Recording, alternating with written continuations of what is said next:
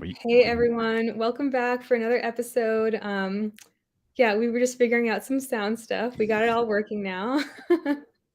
So this is the nutrition detective, Dr. Garrett Smith. I found you on Twitter and I went down your rabbit hole. I've been binging your YouTube channel. And yeah, I was just telling you I feel really scared now about everything related to Yeah, health. it's overwhelming for sure. Yeah. Well, what's so interesting, I can't, now I can see you. Okay. Okay. Um, anyway, what's so interesting about your content is that like you are like the rabbit hole of the other rabbit holes, like you're like like, people go down I first started as a vegan, and then I became a raw vegan, and then I went down the carnivore rabbit hole, and then I saw the people promoting, the organ meats, the liver, and now what you're saying about toxicity makes so much sense to me. So, would you want to just give a quick introduction of yourself and kind of like what you talk about? Sure. Yeah. So yeah. Again, you guys already caught my name. I one of the things I work on. Well, I'm a naturopathic physician licensed in Arizona.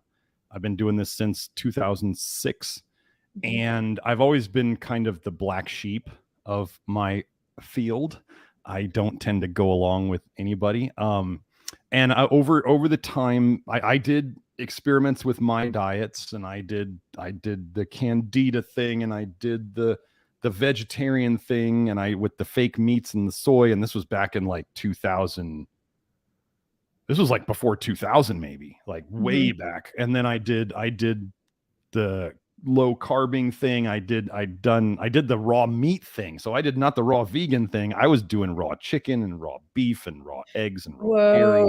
dairy. And the thing I noticed over the years was, as most people have noticed, is maybe you do a new approach, a new diet or whatever, and you feel better for a while. Maybe Mhm. you feel better for a while, maybe you don't, but you feel better for a while, and then all of a sudden that fades away, and you either have your old issues come back or even new issues show up. And I started, because I was having a philosophical basis to operate on in any endeavor is of critical importance. And one of the things that I took from naturopathic medical school, which should be the philosophy of every physician, but I really held on to it, was treat the cause, right? And so if I'm getting worse on every diet, obviously it's not treating the cause. And then we start getting into what is the cause, and everybody will say it's toxicity of this, and other people will say it's a deficiency of that. And they'll say like stuff like candida causes everything, right? And so it's everything causes this one thing causes everything. And you go, well, this person says this thing causes everything. And what is going on? Because I used a lot of things. I went through different phases in my practice.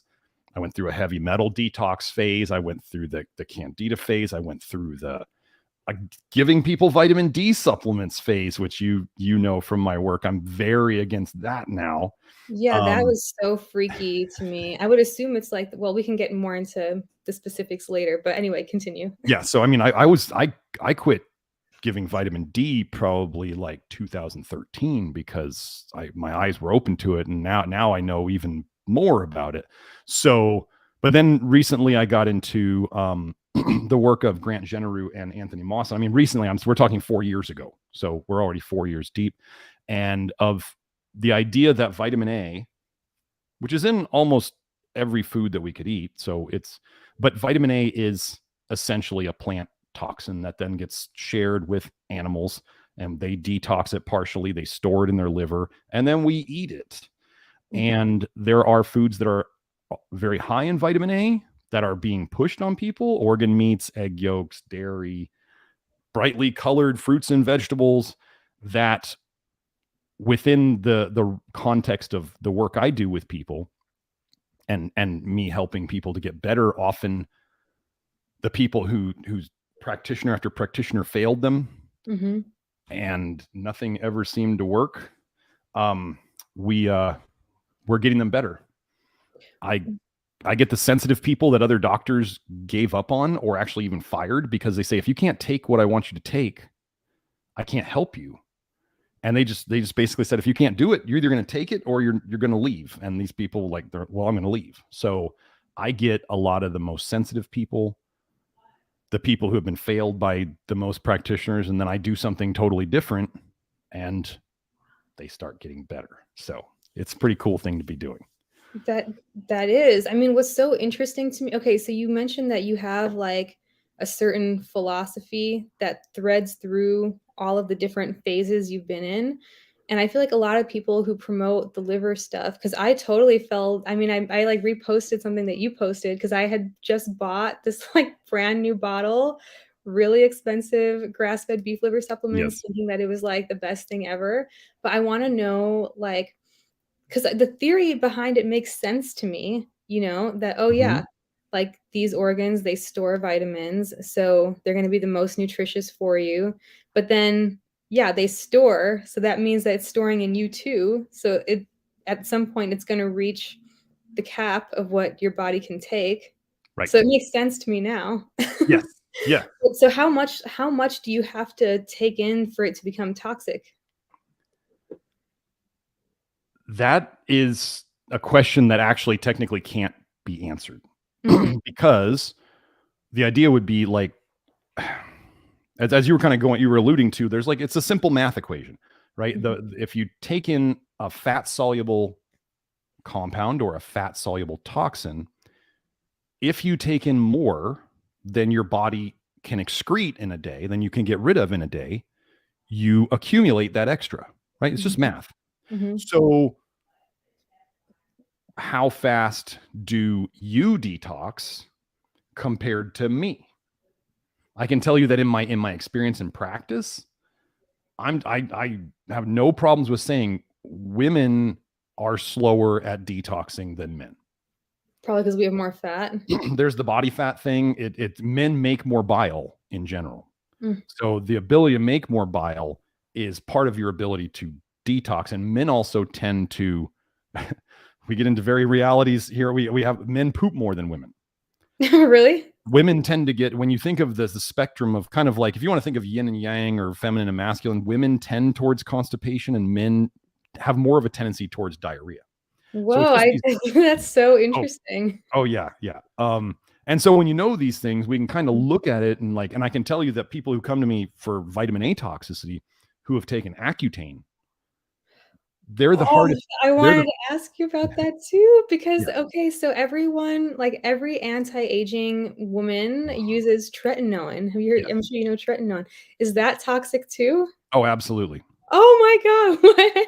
That's Um, that's yeah, I mean, I can post devastating. some things. I don't know if I can post in the comments, but so there was a study on US military veterans Mhm. where they gave these guys tretinoin Mhm. to rub on their face Mhm. daily in an effort to prevent skin cancer. That was the whole big study. It was a big study. They shut this study down early because too many of the veterans were dying earlier than expected. Oh, what? And yet we have all these women today going, Retin-A, I'm just going to put the generic stuff on my face every day. And can their face look amazing? Sure.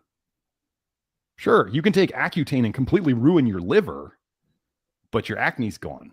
Like you Well, can see, that's where it trade. gets complicated, right? Because I always had this belief that, like, when something looks beautiful or good to you, that means that it's just like it's, like, inherently more healthy, you know, and obviously there's like, I don't believe in, like, you know, getting surgeries, plastic Right, right, surgery or right, anything, but, like, you would think that if something makes you look younger or more vibrant and it's, like, natural, just like a vitamin, right. Mhm. that it means health, you know?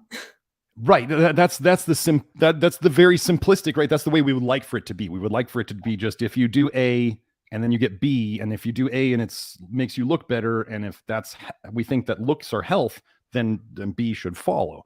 But it just doesn't. It's kind of like, it's like making a deal with the devil kind of thing. Mm. So you can do, I mean, it's like, I don't know if you heard about the Liver King recently. I know, I thought it was, like, very timely that we planned this for today after Right, that whole right. thing just came up. So but I mean, he was taking, like, people are saying, estimating anywhere from $11,000 to $15,000 of human growth hormone a month. Mhm. That, like, more than bodybuilders. And everybody's looking at this guy. I mean, there's the people who understand what taking those drugs will make you look like, and the only things that can make you look like that are drugs. But then there's all the people who are too naive or who desperately want to believe that this approach is the magic that they hope it's going to be. And so he, in a certain context, I'm not going to say I'm a huge fan of the bodybuilding look, but in a certain context, especially to young men, they think he looks as good as anybody could look, right? He's super ripped all the time and he's super big, and that's what they want. Well, that's really interesting to me because I didn't even really think he looked unnatural to Oh me. yeah, yeah. And I think also, like, when you think of tretinoin, the way they explain it, they make it seem like it's so mild. And when I think of steroids, I think of something that's really extreme. Right. Whereas like tretinoin, it seems like it seems like, oh, it's just vitamin A. Right. Like Right. vitamin A is in butter, it's in milk, it's in liver, like it's a naturally occurring thing. Right. But and then you always hear the arguments too about, well, animals in the wild, they always go for the organs when they kill other animals Yes. and stuff. And you think that, okay, because I'm not, a researcher. I'm not like a research scientist or anything like Right. that. Yeah. But I like, the thing that led me out of veganism eventually wasn't like a study, and it wasn't, reading papers on things or anything. It was just what made sense to me. Like, okay, yeah, if I were to survive in the wild, there's no way to be a vegan, you know? And so that makes sense to me. And then, you hear the nose to tail eating, it has the less waste and everything, like that logically makes sense to me. So yeah, now this is like flipping everything upside down for me, because now I'm like, okay, maybe you do need maybe you do need to read papers and stuff. I don't know. I like to think I'm pretty good at summarizing it all for my people. But yeah, so we get into these things where people are looking at, what animals eat Mhm, and what survival existence like hunter gatherers might eat. mhm, Okay. Well, things that are done for survival purposes, like imagine this. You're a lion and you catch a antelope. Okay, so now the antelope's dead there. Other animals, including other scavengers, are smelling that. There's vultures circling already. There's hyenas coming in. Everything's coming in wanting a piece of that pie. So if the lion turns to defend it against one hyena, then another hyena is going to come and try to drag it away on the other side, right? So this lion has to get as much of this animal as quickly as possible. It's got mhm. claws and teeth. Now, if you don't know this, just for general people listening, claws and teeth are not like the knives that we have. They don't Right, just right, slice right. through things, right? They're tearing things. Mhm, What is the easiest, largest piece of meat, softest too, to get from an animal as quickly as possible when you don't have knives? All you would have to do is get under that rib cage mm, on one side, and there's this big old liver, mhm. right? Pounds worth of meat. I don't know if people know this, but when you get your meat from the butcher, right, all the fascia is removed, all the outer covering. I mean, if you ever cut through fascia is hard to cut through. So that's why the animals, like the predators, don't tend to eat a lot of the muscle meat. They leave it for the scavengers who have lots of time to sit there with a carcass. Oh, that's so interesting. So they go after the liver first. Mhm, The first predator goes after the liver because it's the biggest piece of meat. And it seems that from what I've looked at in the research, carnivore animals, true carnivores, which I don't think humans are true carnivores, but true carnivores can tolerate a ton of vitamin A in their liver. mhm. They're just better at tolerating it. So that doesn't mean it's good for them. It means that they can tolerate it. And that's the way they have to eat because they're on a survival basis. Well, we can say that, and I'm not trying to be too offensive here, but I don't, as a modern man in the modern world, I don't take my nutrition guidance from people who are still living in mud or grass huts. Like, I'm a bit smarter than that. So if they do it because they see the animals do it and they say, well, this is what we're going to do.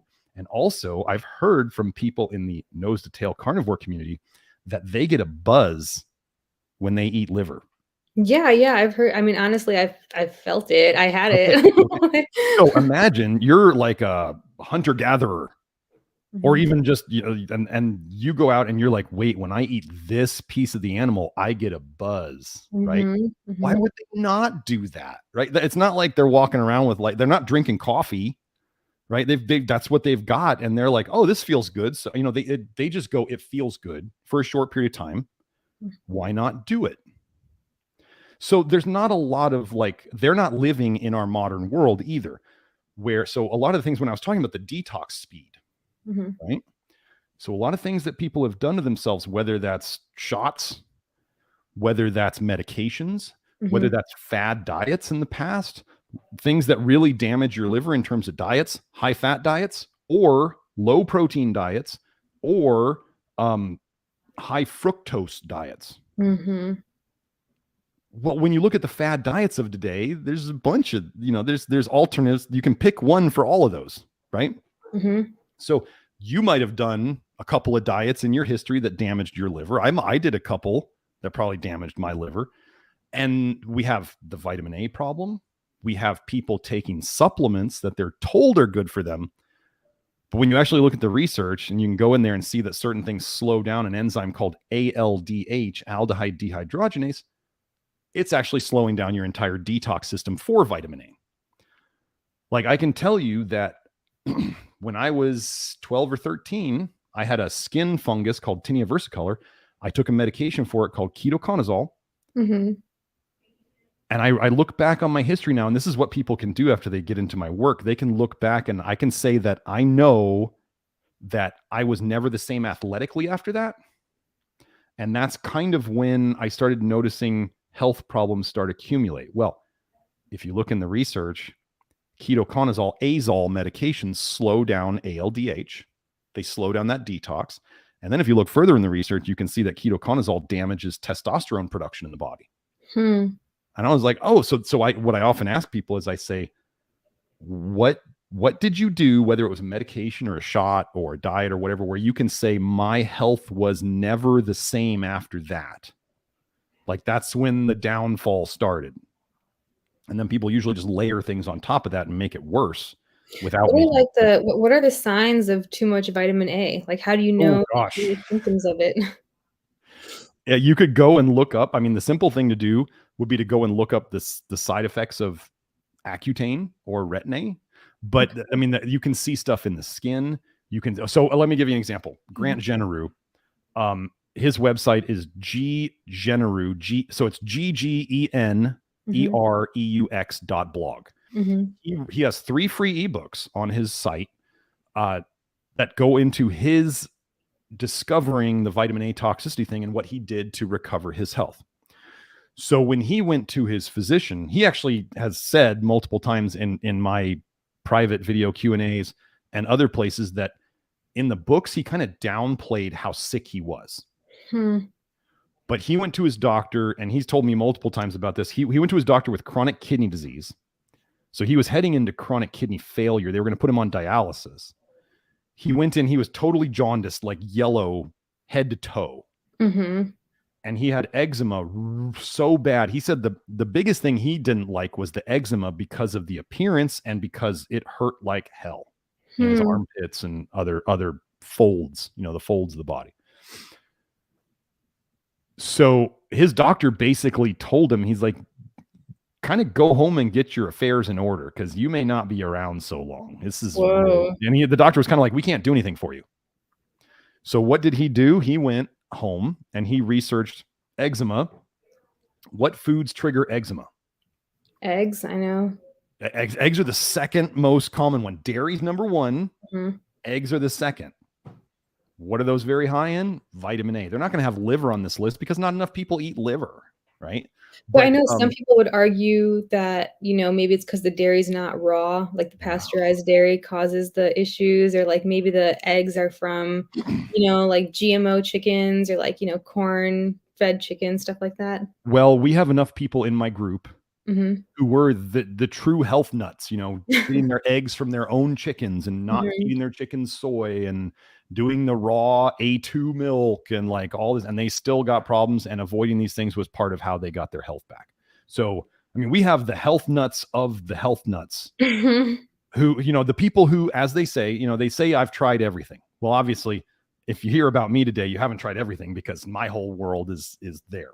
But they did everything they could find on the internet. I get a lot of people from the Weston Price groups. I get a lot of people from the Ray Peat groups. I get a lot of vegans. I get a lot of nose to tail carnivores. I get some all muscle meat carnivores. Like I get everybody. Do you believe that that true health should be intuitive? That like you should be able to intuitively be able to eat what you crave without having to, be like a doctor and like go through all of these papers and research and everything. Like, shouldn't we why are humans the only ones that we just are so clueless on how to eat compared to Well, every species? here's a funny question on that note. Why do people do cocaine and then want to do it again? Right, Right? right. Why It's a isn't their intuition? Why do people drink coffee every day? It's not good for them. Mhm, mhm, So we can train ourselves. This is a thing that people can do. This is a survive. See, this is where we confuse survival mechanisms or instincts for true longevity instincts. People like alcohol, right? mhm.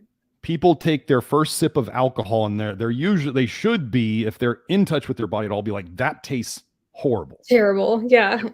That's what they should do. And then why do they keep drinking it? Is it their instinct, or is it their intuition, or is it that they just have seen everybody else do it? They want to be part of the club. And why do I not like it?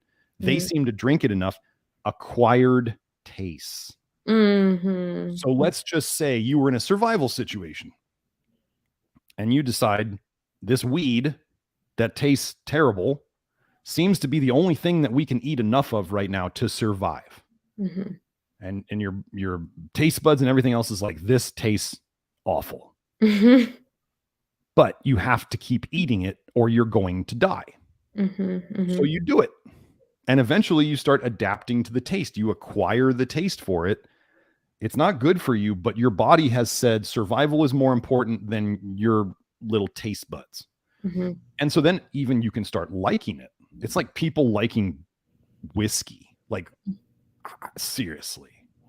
I don't even know how they can drink it and be like, this tastes excellent. And I'm I like, that hate is, alcohol. I just hate all alcohol. I think it all tastes terrible. or most people with black coffee Mhm. or chocolate that's not sweetened.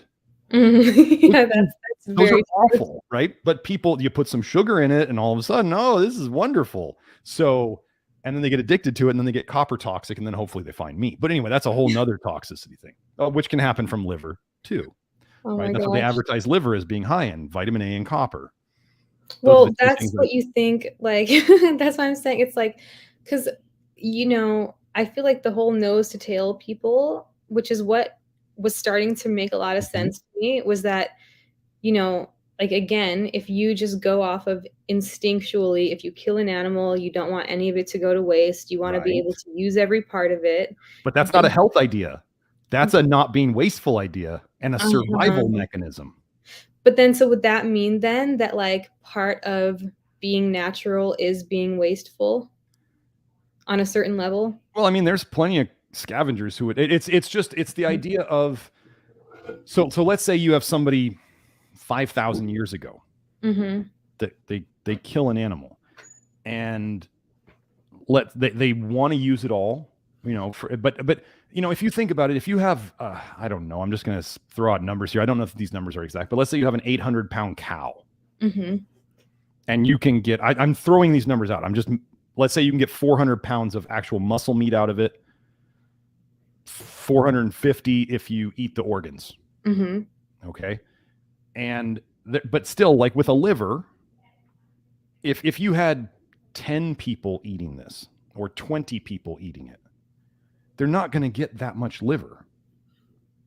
Right? And you have 400 pounds. I mean, people who have meat in a freezer at home, you know how long it takes you to go through a quarter of a cow. I see what you're saying. Right? You see what I'm saying? So there's not, they wouldn't be eating as much of it. And people, we've looked into the diet, the foods that are specifically mentioned in the Bible. That's another thing I wanted to ask you too. I wanted to ask you about that too, like I was just really curious about what your spiritual beliefs are, because I think that has such a huge influence on the way people approach nutrition, is like, if they believe, Yeah. I am a Christian. Yeah, well, yeah, now I know, I could see the cross in the background. And but I was actually somebody else in the group who did the research on the foods of the Bible, and they were going back into the old definitions of words. There's parts of the Bible where they talk about throwing out the greater part of the liver. In the Bible, they throw away the liver. So then we get into, there's only two. So people talk about eat the rainbow, eat lots of brightly colored fruits and vegetables and all this stuff. Obviously, the apple's mentioned in the Bible, which is a food that we're big on. I did a whole live stream on it. If people ever wanted to eat a quote unquote superfood in terms of fruits, it's apples by far. They're absolutely. And the color of them on the inside is whitish. It's not bright yellow. It's not bright red or purple or dark green. It's white, because those are the least toxic foods in the plant world. In the plant world, nature marks poisons. It does the same in the animal world. It marks poisonous things with bright or strong or dark colors. It's called aposematism. It's a known thing. It also marks them with bitter tastes and strong flavors, or strong odors, strong scents. What we have done today, now, if we were to believe that there was some kind of, I don't know, conspiracy to make us sick, what are we encouraged to eat in the plant realm? Fruits, vegetables. Bright colors, bright, dark, strong colors, bitter foods like dark greens, dark leafy greens, and herbs, right? And strongly smelling things. I mean, the biggest thing that people can get into is essential oils. Yes, right? That's so interesting. Well, again, I feel like all this comes down to trying to figure out what we were actually designed to take in. And what, do you believe that there's any merit in the, the whole, kind of separating diets by race or something, based on what part of the world you're in and what's available in that part of the world, and, Yeah, no, we could, yes. So, well, this is part of I go over this issue in some of my other videos, but it's a you have to wade carefully these days into that area. But so one of the issues that I've told people about figuring out what you should eat, let's say you personally, or me, what I should eat, is if you take, a mother, we're just going to make it really easy. We're going to say the mother was purely one genetic heritage, 100% of some genetic heritage. And you take a father from the opposite side of the globe, globe, whatever, I don't know these days. I don't know these days. I'm just saying, I don't know. But you take somebody from the opposite side of the whole earth, thing. Whatever, and they have a baby. Okay. Now let's say that child grows up and the mother does the cooking. But let's say that child in many different ways let's say the father is eating the mother's cooking and slowly getting sick because it's not suitable for him. But he just thinks, oh, I'm just getting sick, and then the kid grows up with a lot of let's say the kid looks like the mother a lot, but his food genes, if you want to call it that, are more like his father. And so then the kid's getting sick. That's so interesting. But you can get these different parts. Yeah. And that's where one of the things I do that's very different from others with my clients and inside the Love Your Liver programs, I talk to people and I'm like, look, I don't care what somebody on the internet says is good for you. If I have people, I have a woman who cannot eat she can't take any zinc supplements, and she can't eat red meat, probably because it's too much zinc for her right now. So what do I say to her? What is she doing? She's eating chicken. Mm-hmm. And everybody else would, even people might think that I would be like, no, you got to eat red meat. And I'm like, no. I talked to her in my consults with her, the small group chats that I have, and I just say, okay, then if you don't feel good eating meat, if like that meat would keep her up at night, don't eat it. Mm-hmm. It may be a temporary thing. Mm-hmm. It may not be a permanent thing because she's so toxic with copper right now. If she has too much zinc, it stirs it up and she gets symptoms. So we don't do it. But so we can look at it as, is it a temporary thing or is it a permanent thing? And all she has to do to test it whenever she wants is go eat some red meat. Mm-hmm. If it's fine, that's great. If it doesn't, then don't eat it. So one of the things we do is if we have to figure this out. Like, I mean, I'm 97.5% Northern European, like Norwegian and Swedish. Mm-hmm. Even my mom thought I had more of other stuff in me, but then I went and I got the DNA test and I got it. And it's like 97%, 97.5% Northern European. Mm-hmm. Okay. So now I also know, like, I would probably I feel good on fish, which makes sense, right? But I'm not going to eat fish these days because I see the mercury on hair tests and I know that they're all, I mean, if you wouldn't drink, if they could take the salt out of seawater and they just give you a random sample of seawater from anywhere in the ocean, they don't tell you where it's from, but they can take enough salt out of it that you can drink it. Are you going to drink it? I'm not going to drink that water. I don't know what's in it. So you don't eat any fish at all? I don't. I personally, okay, I'll go to, I'm going to be honest here because we all live in the real world. Yeah.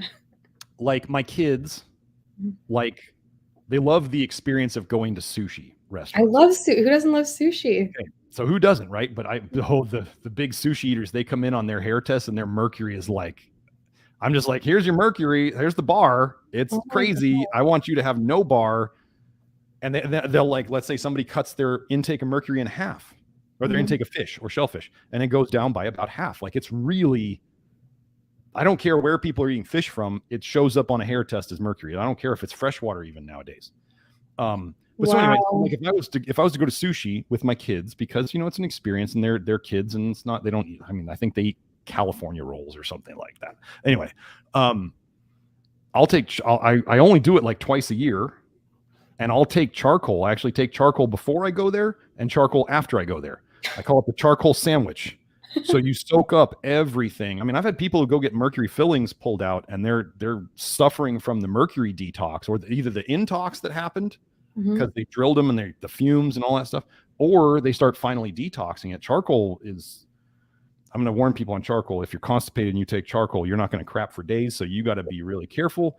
Okay. This is a big deal. Getting people pooping is a huge thing to detox. So if you're not pooping and you're wondering why you don't feel good, you got to poop. That's something I'm actually bringing a big thing into the program this weekend. I made a huge discovery and I'm going to be putting it in there. But pooping is like, that's one reason men tend to detox faster than women, is because in terms of detox, it would be preferable. It's not good to have diarrhea. But if you were pooping normal or you had diarrhea, that would be pooping more than being constipated. That's like just a tendency of men to poop more and then women. And so men tend to detox faster. Women also do make body fat more easily. Right. And the estrogen and body fat thing. And so they can just make more storage area for toxicity. So do you believe that we should not have any vitamin A? Or do we need some vitamin A? You cannot avoid it completely. And in the research, they have talked about it, that if you were to try to make a vitamin A free diet, you would probably create other deficiency problems on top of you'd avoid vitamin A, but you create other problems. So it's not that hard. You just eliminate the biggest sources of it. Which is it's not that hard. I can go through it with you. Yeah. So it's a pretty simple list. When you think of animal foods, it's dairy for the most part. I mean, I still eat butter on occasion. I don't, but so I eat it like every day. I eat butter and eggs almost every day. So fat is the perfect way to store vitamin A in your liver. Well, see, that's why I thought you're supposed to. I thought that's I know. And then you wonder. So I don't know if you saw my Twitter thread about the epidemic of vitamin A Yeah, over the I've been like years, right? I've been like horrified reading through your Twitter and like but Yeah. that's the thing though is that like, I would say I've been feeling good. That's the problem is that I feel good, but I know that based on your theory, which makes sense to me, there's probably going to be a point down the line where things are going to go wrong and I want to avoid that Yes. obviously. And Well, like go ahead. Go ahead. I'm sorry. but no, but it's just like because from my perspective, like because I grew up vegetarian, Mhm. and then I was vegan for almost 6 years, and then I knew very clearly that something was wrong when I was a vegan towards the end of it. Like it was Mhm. undeniable that there was something wrong with me because I had to take naps all the time. I was going numb in like certain parts of my body and like my teeth were becoming translucent and Mm. there was so much happening and like my face was all like sunken in and like very like crazy. And then but then then I started following all these carnivore people Mhm. and then learning about the organ meats and everything. So I feel like for me it probably would be a long time before I became toxic, right? Because I didn't really have a whole lot of stores anyway. There's yeah. So this is where I get into context of things a lot. That Yeah, yeah. so when you were one of the biggest issues I have with Mhm, people who come to my work, because mhm. I'm gonna mention a specific country here. In India, Yeah. they're giving out Accutane like candy, Hmm. just ruining people all over the place. Now, when people find me and they want to fix it, especially with certain religious groups that don't want to eat beef, Right. right? So then three of the big things that beef provides, we have zinc, we Mhm. have taurine, and we have um, just general protein. So like when you were a vegan or when I was a vegetarian, a lack of protein, you actually can't make what's called retinol binding protein to protect yourself from vitamin A. Hmm. We need enough protein to simply maintain muscle mass and to Mhm. maintain our immune system. You Mhm. obviously need zinc. You're not going to get enough zinc on a vegan diet. Mhm. There is no taurine on even a vegetarian diet because the only foods taurine is found in is muscle meat. I don't care what the internet says. I've looked into the research. There is no taurine in dairy. There is no taurine in eggs. It's Mhm. not there. Now, I did a video on my YouTube channel about the vitamin A deficiency. Vitamin A deficiency doesn't exist, I believe is the title of it, Mhm. where I show at the very end of the video that every single supposed vitamin A deficiency symptom is presented in the literature as a zinc deficiency symptom or a taurine deficiency symptom. Interesting. So when I get people like from places and religions that don't eat beef and they're not supplementing, they're not going to get enough zinc. Mhm. They're not going to get enough taurine because it's just not in chicken. It's not, and in poultry, I did a calculation the other day. There was there was 1/10 of the zinc in chicken breast, 100 grams of chicken breast than there is in beef. Mhm. And I can tell you that most people who come to me, the only people who come to me who have enough zinc in their system are carnivores. Interesting. So everybody who's not a carnivore doesn't have enough zinc, basically, is what I've seen in testing. And I test, just so you know, for zinc, I test hair and I Mhm. test blood. Mhm. I'm the only person I know who does that. So when I'm saying like everybody who comes to me who is not typically an all muscle meat carnivore, not the nose to tail so much, but all muscle meat, the all muscle meat guys have enough zinc. But they wouldn't be coming to me if they didn't have health issues, right? So Mhm. obviously Mhm. everything didn't disappear on their new diet. Mhm. Um, a carnivore diet, an all muscle meat carnivore diet, is actually probably one of the lowest toxin diets that you can be on, which is cool. The problem is I don't want to get into this here, but they don't detox very much. They don't actually get rid of their toxic bile that's been stored up in their liver. They can see their symptoms go down. But like one example that I've heard of, Sean Baker, who is a carnivore, right? Mhm. Mhm. He went on a podcast and he talked about how he ate one apple and he was laid up in bed for 3 days. Right. I actually remember hearing that story, and that was So odd to me because to me that means that you don't have a strong digestion because like, or it means you don't have the strength because I mean ideally you should be able to withstand lots of foods, right? you should not be losing resiliency. Mhm, You should be mhm. able to eat something and not have it completely ruin you for 3 Destroy days. you. Right, right. So that was one thing, and then there's the other thing that his testosterone was like in the 300s, Mhm. which was not good, and he's on test. A lot of the carnivore and keto guys are on testosterone replacement therapy. That's They'll so just say that, interesting. oh, everybody's testosterone is low, and so you got to get on testosterone. Well, I mean, if people want a litmus test of what I'm doing, does it work? I have a YouTube where I go over my labs where my testosterone's 900. And I could prescribe myself testosterone. I don't. I don't take it. I got another guy who's 45 who's got a testosterone of 800, and I Mm. got another guy who's 40 with a testosterone of 750. So this So is not a so yeah, what do fluke. they eat? What do these people eat? Like, They're what do doing you eat well. every day? I can go over that. I can go over that with Yeah. you. So I mean, both of the guys who are doing that well, they do work with me, and they do like about every 6 months we do a hair test and some blood tests, and Mhm, I kind of guide their supplements. mhm, And if they're having trouble on the program, I have 2 sessions a week where I troubleshoot for people. Like it's a small group Zoom thing. So most people, you got to nickel and dime with your doctor to get another appointment if you have a problem that they may have created, but mhm. you got to pay them more money to fix the problem they created. Well, I do 6 months of support for the people who work directly with me. That's So I'm awesome. not leaving them out to dry. It's all part of it. Anyway, so these guys are working with me. I don't know what each of them eat, but generally, so I'll give you the gist. The highest vitamin A foods, the things that there's other things that we reduce or minimize, but I'm just going to go with the vitamin A ones because that's the big ones. Dairy, egg yolks specifically, Mhm.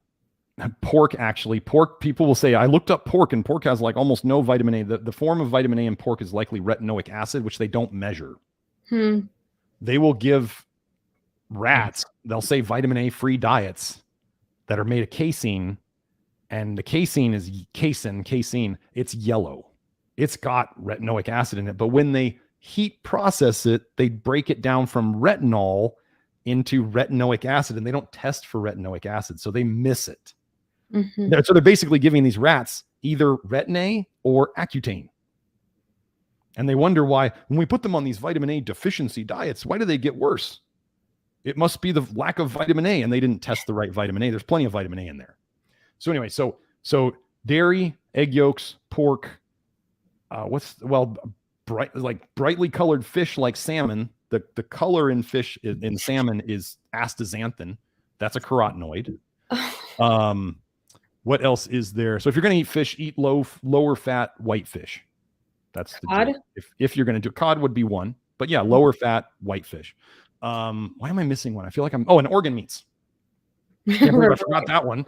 The liver and kidneys and all that stuff. So that's the And animal side. and, like, so I remember I had tweeted you this, and now I feel like maybe you weren't exaggerating when you replied to me, but, like, so it's not a good idea to, like, take those pills that I bought, the liver pills at all. Like I wasn't exaggerating. I said I wouldn't even feed those to my dog. And I would. I mean, you could put them in your garden. If you can compost them. I would not eat them. Some If expensive compost. I know. Oh no, we all of us who have been in the health realm. Yeah. I have a term for it. We all have a supplement graveyard, Yeah, right? All the seriously. all the bottles that we've tried, and we like keep them around, going, maybe I'll use it. Maybe I'll hear something good about it. Maybe Mhm, I'll feel different the next time I take it, which can be true. mhm. Like the lady with the zinc, she may end up taking zinc later. It may work for her when she's less toxic, but for right now, it doesn't. Um, so that's the animal food side. Okay. Then we get into the plants. The plant side is actually quite easy. Plant foods are quite easy. The parts that are the most okay to eat in Mhm. general are either white in color or off-white in color or light green. Light green, okay. So you get into the medium greens, it's a little, I still eat some romaine lettuce and stuff like that. But I like, love romaine would I lettuce. I eat love spinach? romaine lettuce. I wouldn't touch spinach. I would not touch dark leafy greens. Definitely no I kale. or like celery. Like celery's fine. I Mhm, eat mhm. kale. I don't know how people force themselves to eat that garbage. But they will. Like, I mean, when I was Mhm, the primal diet, the raw meat thing. mhm. I Which used made to perfect sense to me too. That made a lot of sense to me, like, logically, it right, made right. perfect sense. And I can tell you that I have a video on my YouTube about how vitamin A toxicity leads to obesity. Huh. And I can tell you that all the women in my area who did that raw primal diet, Mm. they were doing. I actually helped host the raw dairy co-op. I had a Mhm. place where I could help host it. These women got obese. They all got obese, and they're eating raw meat and raw eggs and raw dairy and raw liver Mm. and no vegetables, which Right. is not a terrible thing. But I mean, they're not eating any plant food. Mhm, Some mhm. of them are doing that weird high meat, they called it, which is like where Oh, you let yeah, the, I've seen oh, that. I've seen that too, Jesus. like the rotten meat. I never did that. I saw that. I was like, no, That was a little too crazy for me. that's too far. But anyway, and I definitely gained some weight on it. I used to make to try to get it down because Mhm. so why if it's intuitive eating, why does liver taste like garbage? That's a good question. I mean, but Right? that's the thing too, like, okay, because that so this is where again, this is where I get so confused because I believe in God too, like Yep. I believe in Jesus and in the Bible, it like I believe that God would have made us to inherently know what to eat. Like I don't get why it's such a mystery or like why we Do can't well, yeah. let me ask you something. Do kids like liver? I don't know. I No, don't know they hate it. actually. They spit They it. hate They it? won't touch it. Do Okay. kids like brightly colored vegetables? No. No. I mean, they like playing with them maybe. Strange, right? So you're saying we should have been given these warning things. We should have instincts. What do kids want to eat? White Butter. They eat a things. lot of butter. They can eat a lot of butter, but Mhm. generally butter is not brightly colored. It's not. I mean, it's yellow, but most of it's like even the Kerrygold stuff is not even that yellow Mm. anymore. Mhm. But still, they will eat certain things. But if things are strongly flavored, they don't want them. Mm. If they smell or they're bitter, they don't want them. If they're spicy, they don't want them. Mm. And liver and other stuff, they often have to try them. You know how many times, do you have kids?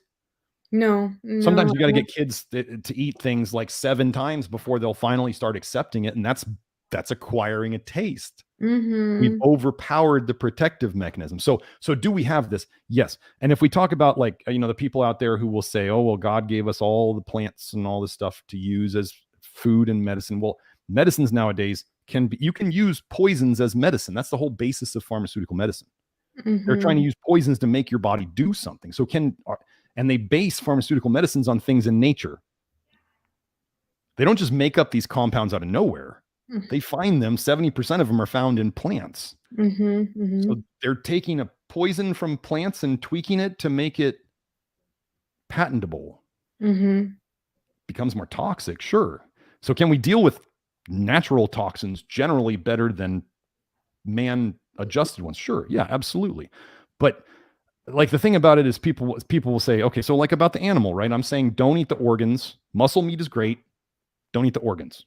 Mhm. Well, if you go to an apple tree and I said eat the fruit, don't eat the tree. You go, oh, that makes sense, right? Mhm. Mhm. That's Mhm. it's hard to eat. It tastes terrible. I don't really want to eat it. But so then we go, okay, so the organ meats have nasty tastes. They have nasty textures. I mean, have you ever had sweetbreads? Oh, like good. Yeah. The gelatiny. Oh man. I mean, you see all these people on Instagram who are like, ripping into the liver with their bare hands, and they're like, "Oh, it tastes great." Or It like, have you tastes seen people eating great. testicles?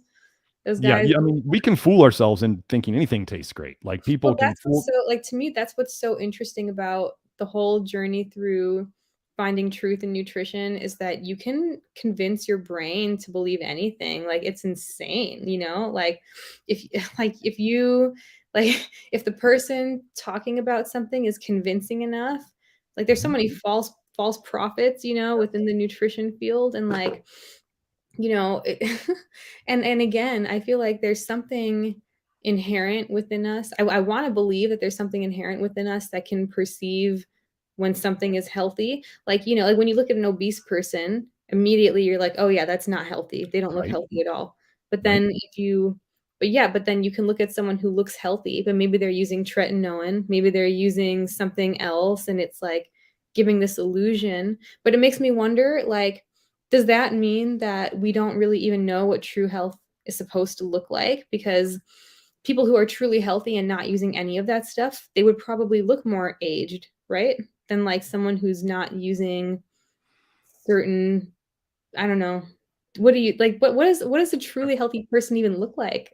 That's what we don't really necessarily know these days. Yeah, Like, yeah. I mean, some people will get on me because they think I don't look like the absolute 100% picture of health that they want. And I'm like, I'm 47.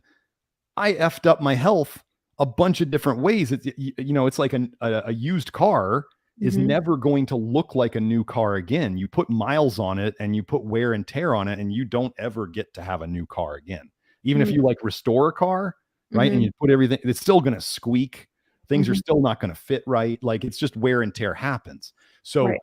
do we even know? Like, people will say, "Oh, my lab tests are fine. My lab tests are great." And then you go, I've talked about this before.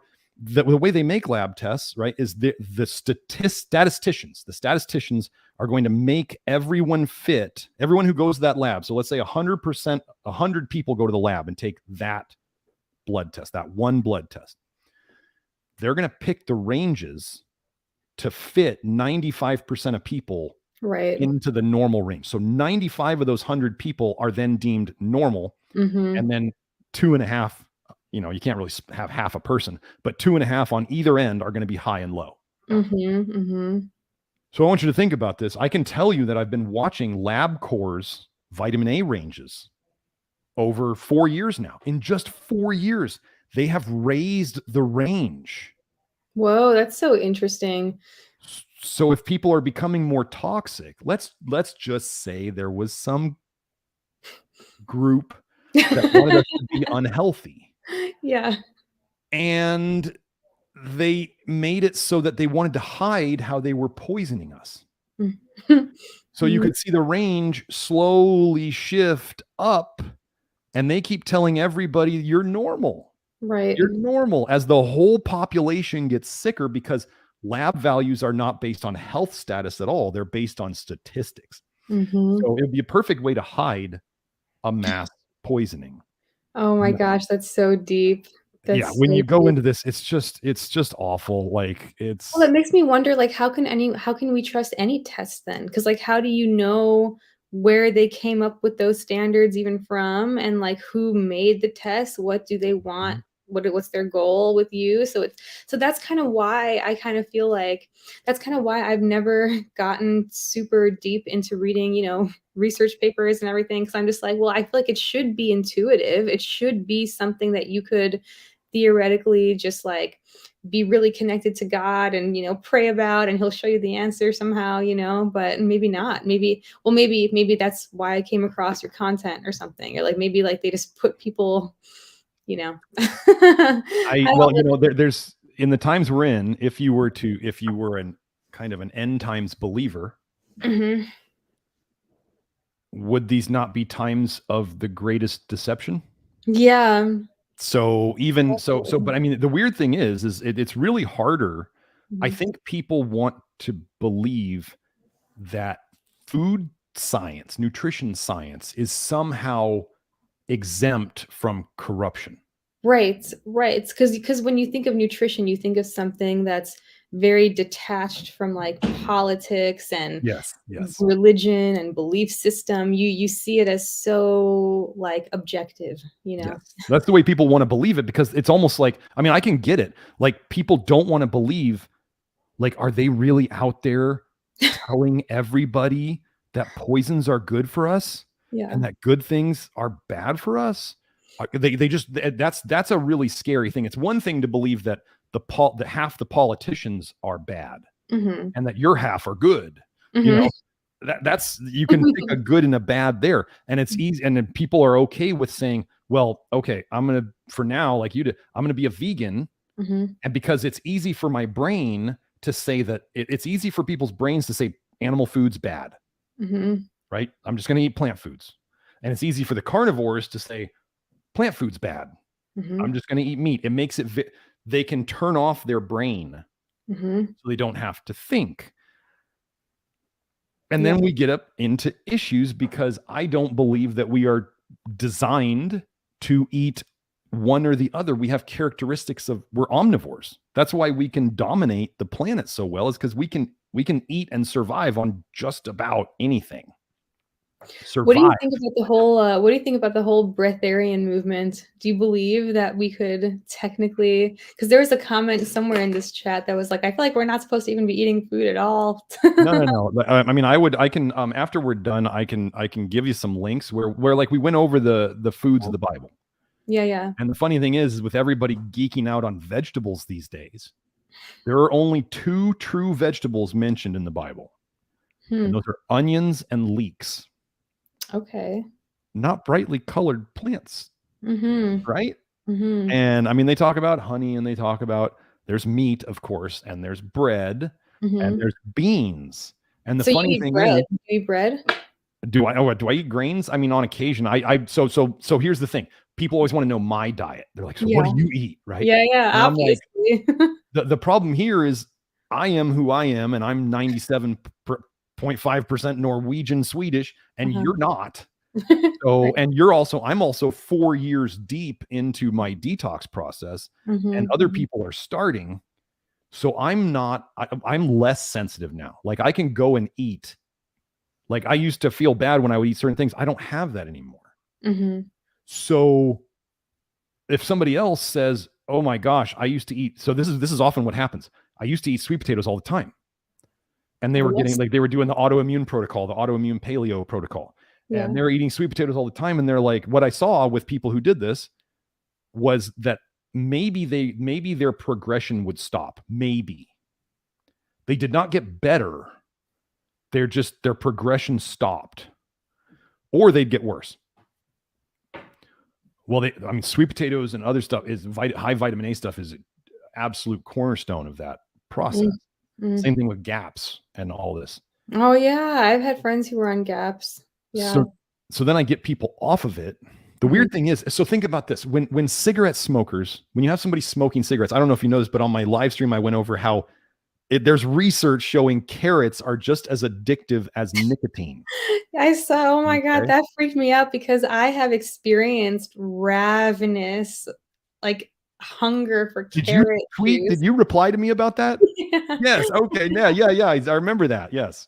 Oh my, I am like, I could literally drink gallons of carrot juice in one sitting. It is like the most delicious nectar I've ever experienced before. And I always thought that it was something I didn't have to feel guilty about because it's healthy. Right. And because and you know that jaundice look that you were talking about? Yes. I always thought of it as like a healthy glow.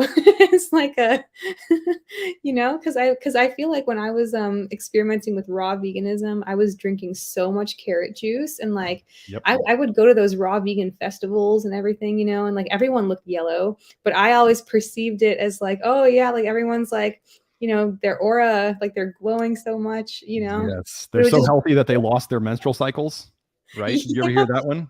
They're Well, so detoxed that they don't need their monthly detox cycle anymore. When exactly. Well, that's like I mean, I was starting to believe that too, because I had lost my menstruation for like a month. And when I was doing that, and I thought that like, oh yeah, like I'm all like pure now and everything. And Yeah, but that's how people can fool themselves. We all make up stories in our mind, right? So that's how people could just make up a story of like, now I don't need to detox every month. And you're like, but that's how you get pregnant and continue your lineage. Like you don't, if you're not fertile, one of the things I've said is that fertility is health and health is fertility. So anything you do that ruins your fertility is ruining your health. That's why birth makes control pills are so damaging.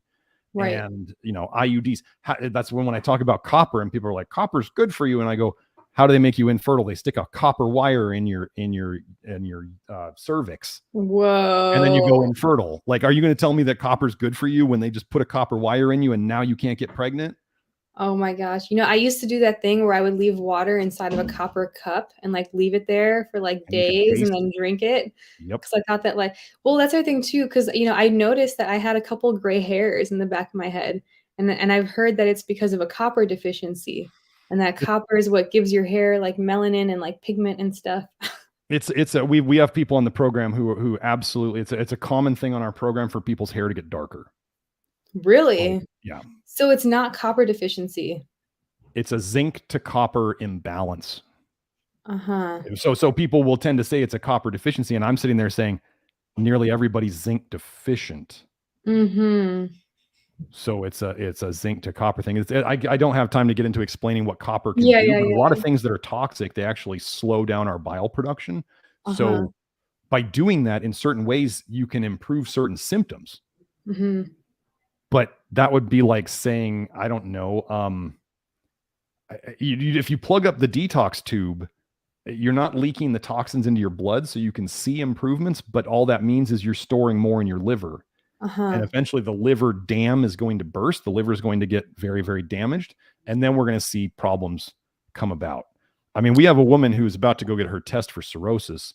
Like we are reversing cirrhosis where the liver is fibrosed and scarred, and they're actually going to have we have one ultrasound test showing that we've brought it back like 40%.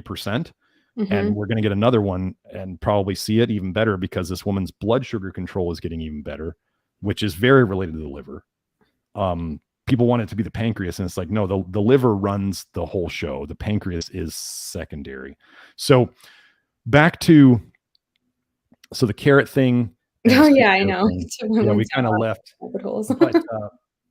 But so like I was going on the example of cigarettes. Uh-huh.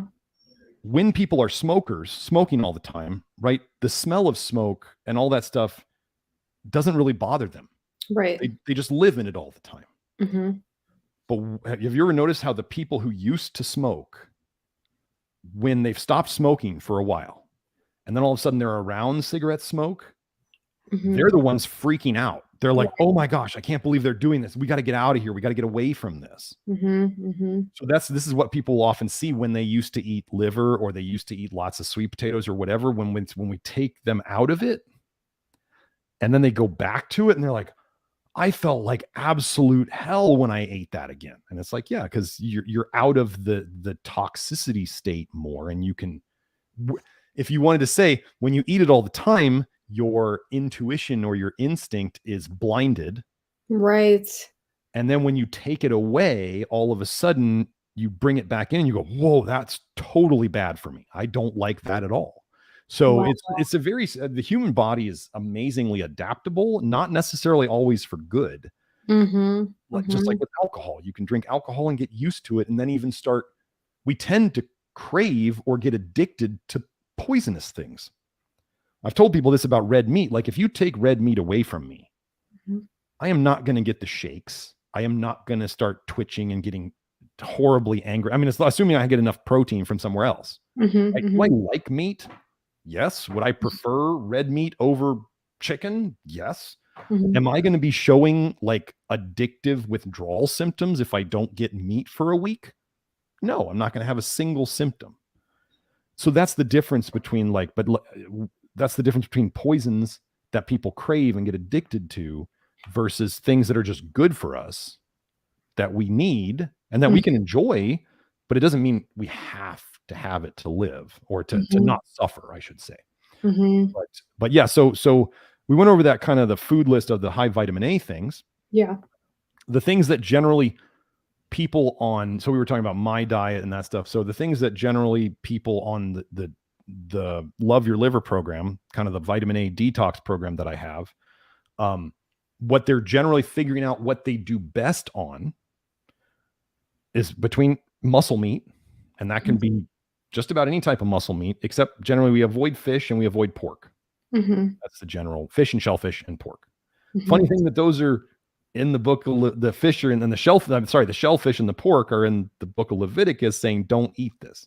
I That don't is totally interesting. I don't totally buy the New Testament thing where they're just like, oh no, you can just eat whatever you want. I'm like, no, I'm not so sure about that.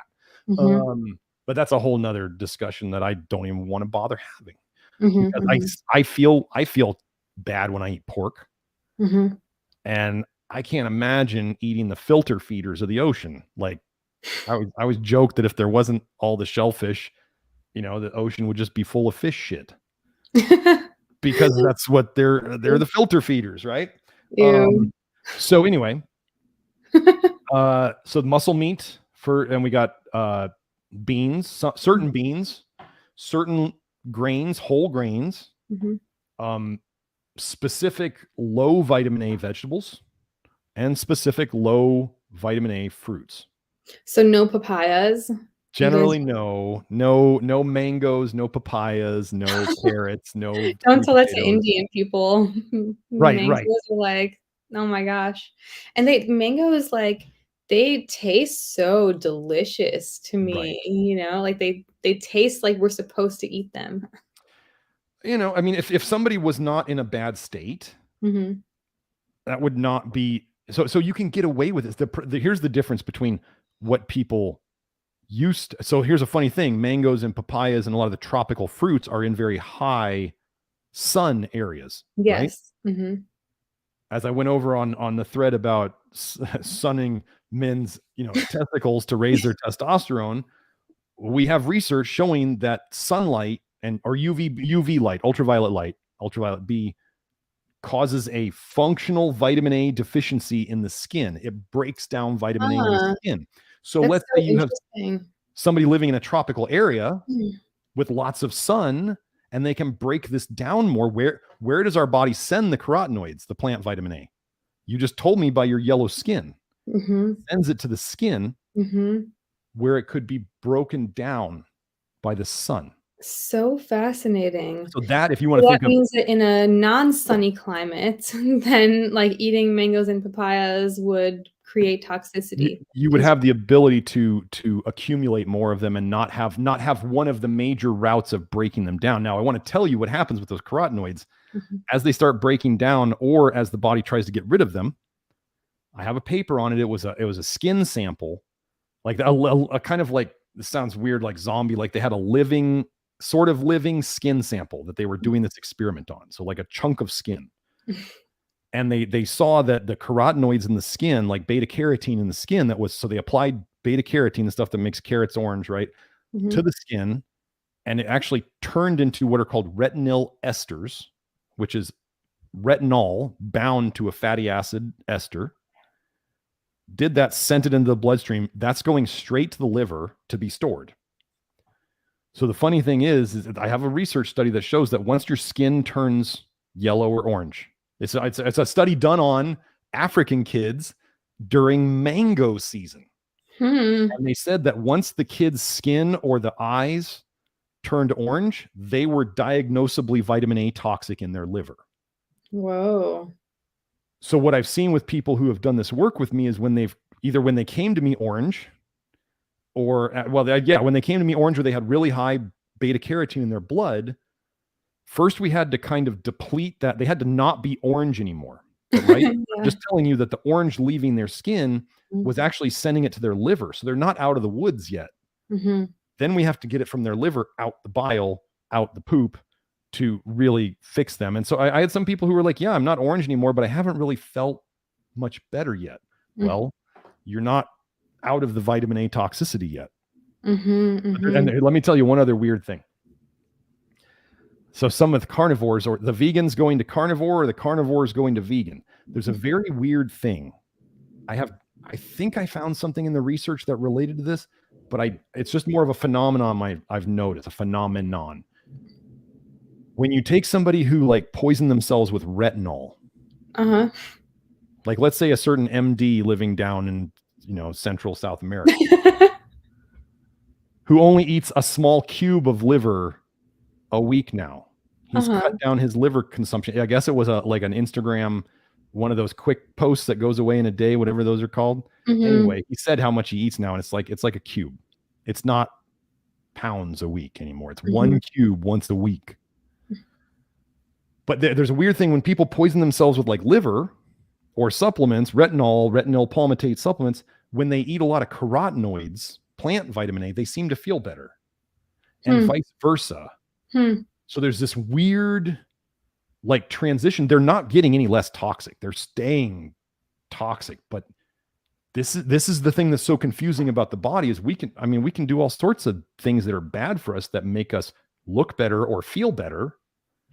But underneath it all, the whole structure is going to crack at some point. And that's where people have no idea what happened, because they go, but I've been doing this diet for like a year and I felt so amazing at the start. Right. And why now are all my health problems back and even worse? Right. And that's where I go, that you had the honeymoon phase. There's this weird thing. People want me to explain it. I go, it's what I call the duration paradox. Where things that feel good short term can absolutely turn disastrous long term. Things that they do cell studies on, like cell studies of vitamin A, look amazing. And then in the whole person or the whole animal, it goes haywire. So I actually look at a lot of cell studies and I go, that's the opposite of what happens in real life. That's so interesting. Let me add one more thing. Let me add one more thing. Oh, yeah.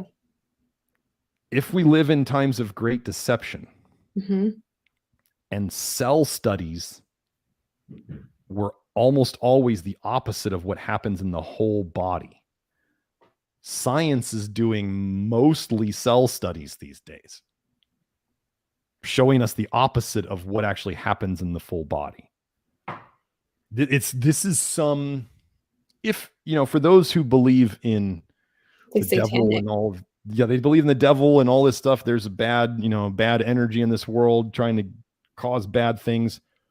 This is, I actually believe, the Rockefellers started talking about, they started, why did the Rockefellers fund the research on dairy back in the early 1900s?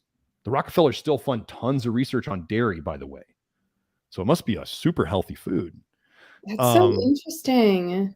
So they wanted to find that. So this is just like every health fad that's gone on in history. They wanted to find some reasons that they could, so the dairy farmers could sell more milk to people. And so they were trying to find healthy things that were only in milk or mainly in milk, very high in milk, that they could sell people later on. Well, what's high in milk? Calcium, vitamin A, and vitamin D. Right. What do I not give people in my programs? Vitamin D and vitamin A. and I don't have them supplement calcium. I don't have them avoid calcium, but I don't have them supplement it. But so how did, because you always hear that everyone's vitamin D deficient. So how do you correct that without a supplement? Especially because, at least where I live, it gets dark for so long, half the year, you can't really get it from the sun. So what do you do? So okay, so let's say, I'm making a judgment here. So I look at your skin tone and you look like a person who is designed to be in an area of higher sun than me. Let's put it like you're darker than me. So your genetics skin wise are suited to a higher sun area. Tropical, right. And my genetics are suited for a place that has darkness like 9 months of the year. Right. So this is a very important thing. Just because we can doesn't mean we should. So just because a person with your skin tone can live in an area that has crap sun for 6 months of the year doesn't mean that's good for you. Doesn't mean that's what you're designed for. Just like the food thing we talked about earlier. So, and we get into wondering, why is everybody so sick? And you go, well, if you knew what your genetic ancestors, and you would have to figure it out for your personal genetics. If you knew what they were eating 1,000 years ago, like you could look at, let's say you had 4 different genetic cultures in you, like a lot of people do these days. And you could look at what those 4 genetic cultures were eating 1,000 years ago. And you could try foods from the different ones. And you were like, I feel great on this from this, and this from this one, and this from this. And you were like, wow, I don't fit into any one of them. Which is what all the diet gurus want you to do. They want you to fit into one thing. Right. That's what I don't do. But you're not, so vitamin D, sun-wise, you're designed to be in a higher sun area than I am. So you would just need more light. So if you're going to live somewhere that's a lower light area, you're going to have to, half of the year, you're going to have to figure out how to get some light. So essentially, it's like the healthiest thing to do is to just move and not get it from a supplement. And you don't think you don't think that like the vitamin D that you get from dairy is worth the risks of being vitamin D deficient? Like if I'm living in a colder climate, should I still drink dairy just to combat? The big vitamin D fans Mhm. would say that there's no way in heck that you can get enough vitamin D from dairy in the first place to replace what Mhm. the sun does. Mhm. So you're Mhm. kind of in between they'll say, oh, eat sardines and eat dairy and do this stuff. And you look at the amounts in those and it's, I don't eat any of those things, but if you were trying to eat enough to reach supplement level, there's no way you can't get Oh. anywhere close.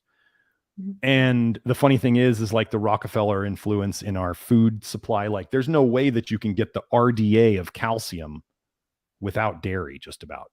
There's almost no way.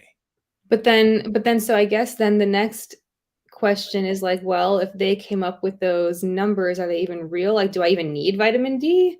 Like, is vitamin D deficiency even real? Or like, do we not even need it? Oh, well, so that's it's a very good question.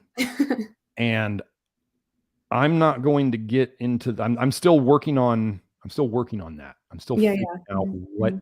is going on with that. Now, what I can tell you is that I'm here saying that there's a vitamin A toxicity epidemic. Okay. And in the research, it is well accepted that vitamin A and vitamin D are antagonistic. Okay. They fight against each other. So if I'm sitting, if everybody else, the side that wants you to take rat poison pills, Uh-huh. Yeah, that's what you call vitamin D supplements, and it's Terra just like it's D3 and literal rat decon. poison. Yeah. Yeah. It's sold as rat poison. Vitamin D3, cholecalciferol, the same stuff is in your supplements, sold as rat poison. The names of the product names are Terra D3 and decon. And to show you how that this is toxic, people always say, well, that's rats and they're nocturnal. And so, of course, it kills them.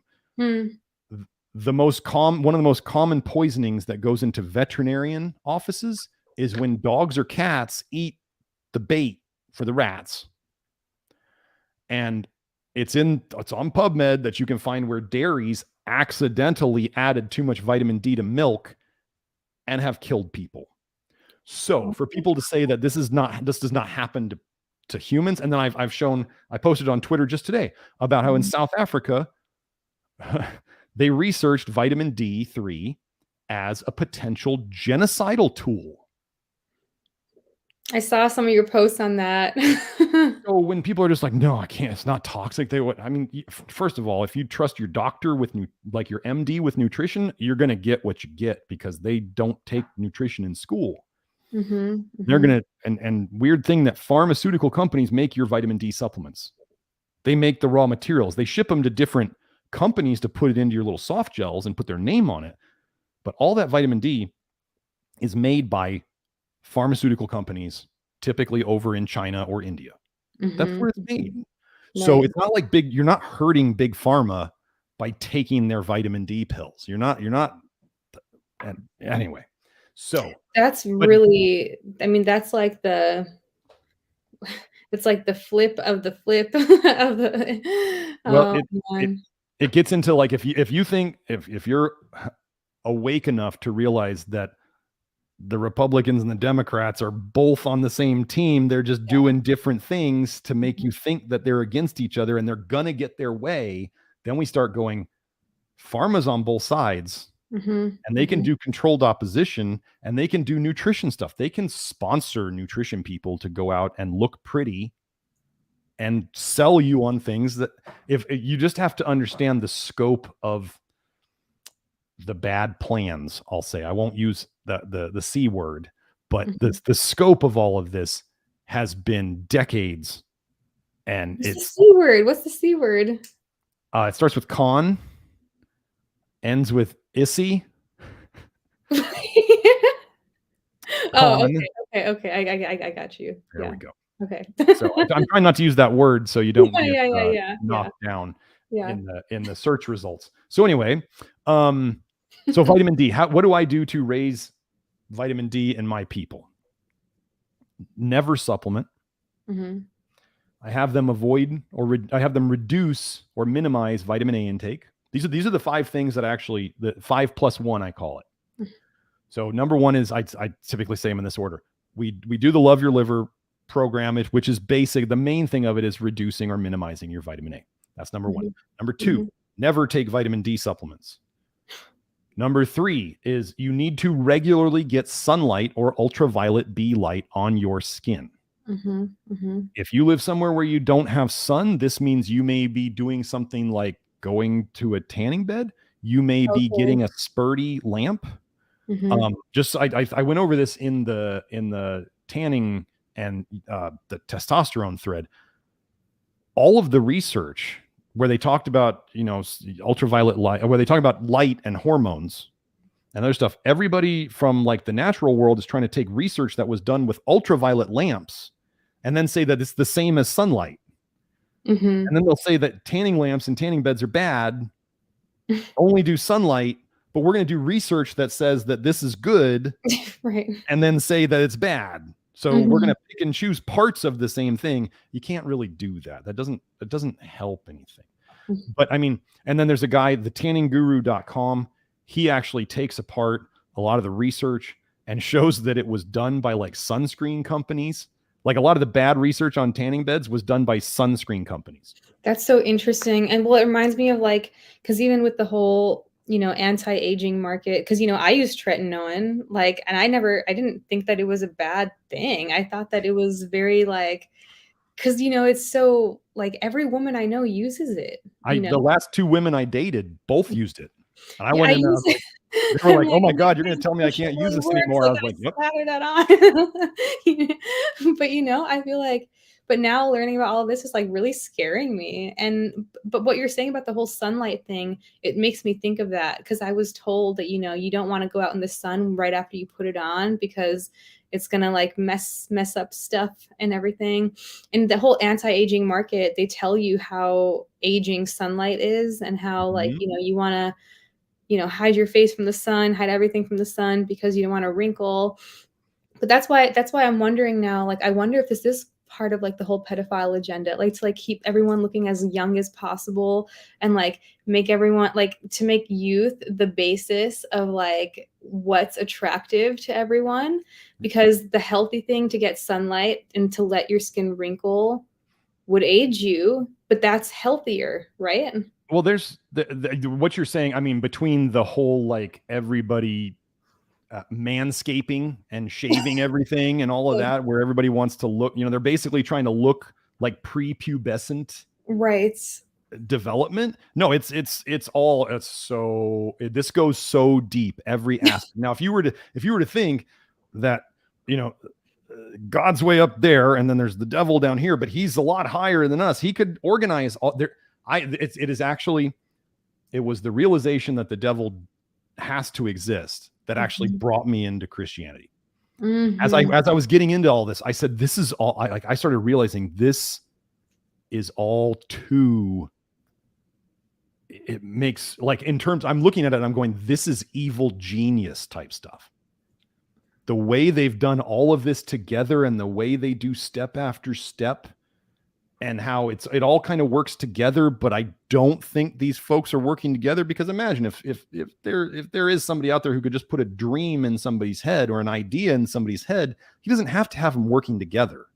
It's a spirit. It's like the same spirit that just gets in everyone's heads. And then, like, I mean, honestly, like even because, like this is like a rare video that I make on my channel, like about nutrition, because like most of what I talk about is like porn addiction, okay. Which is horrible. Yes.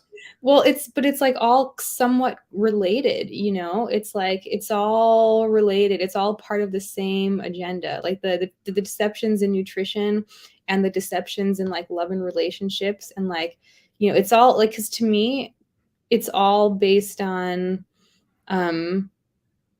what looks good, like, porn is all about making you assess how people look, and nutrition, it's all about like, who looks the healthiest, who appears to be the healthiest. And a lot of times, like, I guess like porn can kind of make you think certain things look healthy that aren't healthy. There's just like so much to it. Because even with like the whole raw milk thing, like I saw some Reddit threads of like women who were drinking raw milk and said it made their boobs get bigger and like their hips get wider and like more fat and stuff. But then like to someone who watches a lot of porn, that's what they're gonna assume is healthier because that's what they show in porn is like, big boobs and big butts and stuff. Right. Oh, they look like aliens, honestly. Right, they look like aliens, right? Right. But I just wonder, like, but then even in the Bible, how they talk about how, I'm sure the whole vegan argument about Genesis and like, how God gives you every seed bearing like whatever fruit and everything. So because even in the Bible, it feels like they talk about youth and innocence being the way to get back into heaven and everything. So I don't know. I don't even know where I'm going with this. Now I'm just like babbling on. Well, let me just add one thing about that, about the porn stuff in terms of the nutrition stuff that we're talking about. Yeah. I need to get the research link. Somebody posted, I'll get to that in a second, but basically every time a man ejaculates, he's pretty much losing a solid day's worth of zinc intake. That's how much zinc it takes to make that. Interesting. So, because we don't absorb that much zinc from, so people will be like, oh, well, you might eat 20 milligrams of zinc a day. And I read that there's only like 2 milligrams in ejaculate. We only absorb about 10% of zinc from our food. So, wow, there we go. And this is so another, I have to get this paper. Somebody in the network, this is why it's great having 1,500 people who can go and research and find things and then bring them up. But he said there was a study on eunuchs, right? They don't have all their parts working right. Right. They lived 12 to 14 years longer than people who didn't, who were not eunuchs. So then you start going, well, what are they not able to do? Right? There's the whole big fad nowadays of like NoFap. Yeah. Right? Yeah. And semen retention. Yeah. And guys are saying, I feel so much better. I feel amazing. Some of them are like a little too far where they're like, I'm Superman now. And you're like, no, you're not. But they're feeling better and they're retaining their zinc.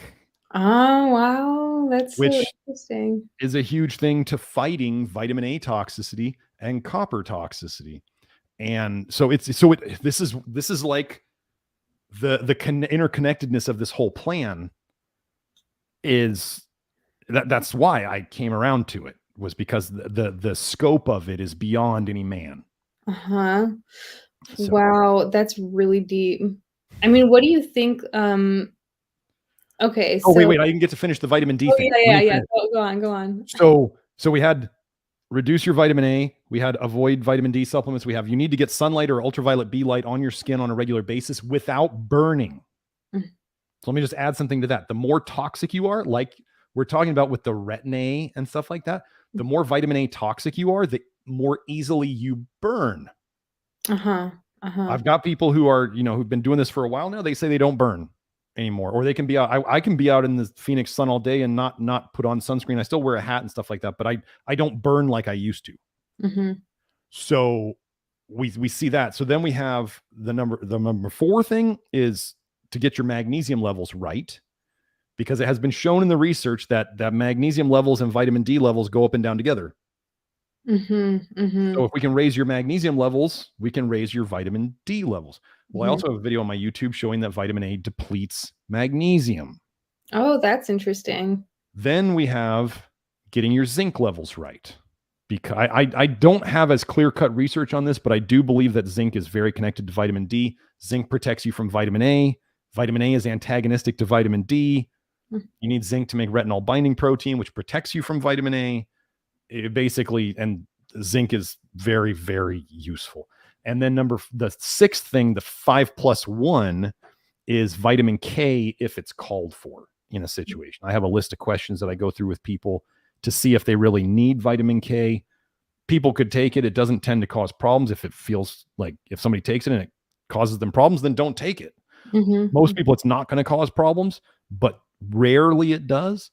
And most people, in terms of symptom wise, don't need vitamin K. And I think I have a video on the YouTube showing how scientists actually said vitamin A can be used to induce a simple vitamin K deficiency. So they're saying it's like very simple. Vitamin A can be used in mice to deplete vitamin K.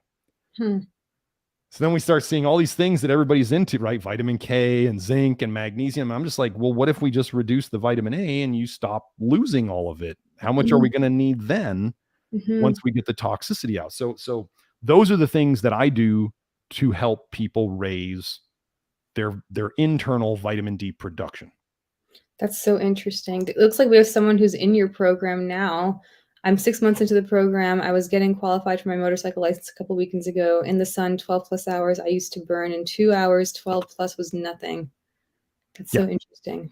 Noah Ravoy on Twitter has posted several times about how he used to burn and how he doesn't anymore. He's in Portugal, and so they got plenty of sun there.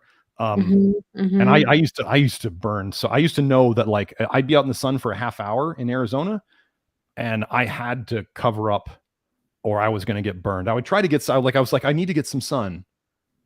So I just thought of it and I was like, let me stay out as long as I can without getting burned and then I'll cover up. And that's what I don't like sunscreen. So I'd much rather use clothing. Yeah. Like, you know, I'll wear the stupid hats and stuff like that.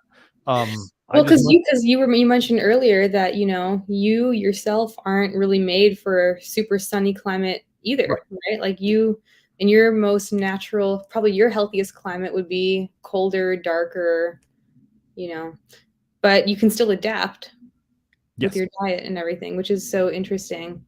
Like, do you think that what are your thoughts on blackstrap molasses?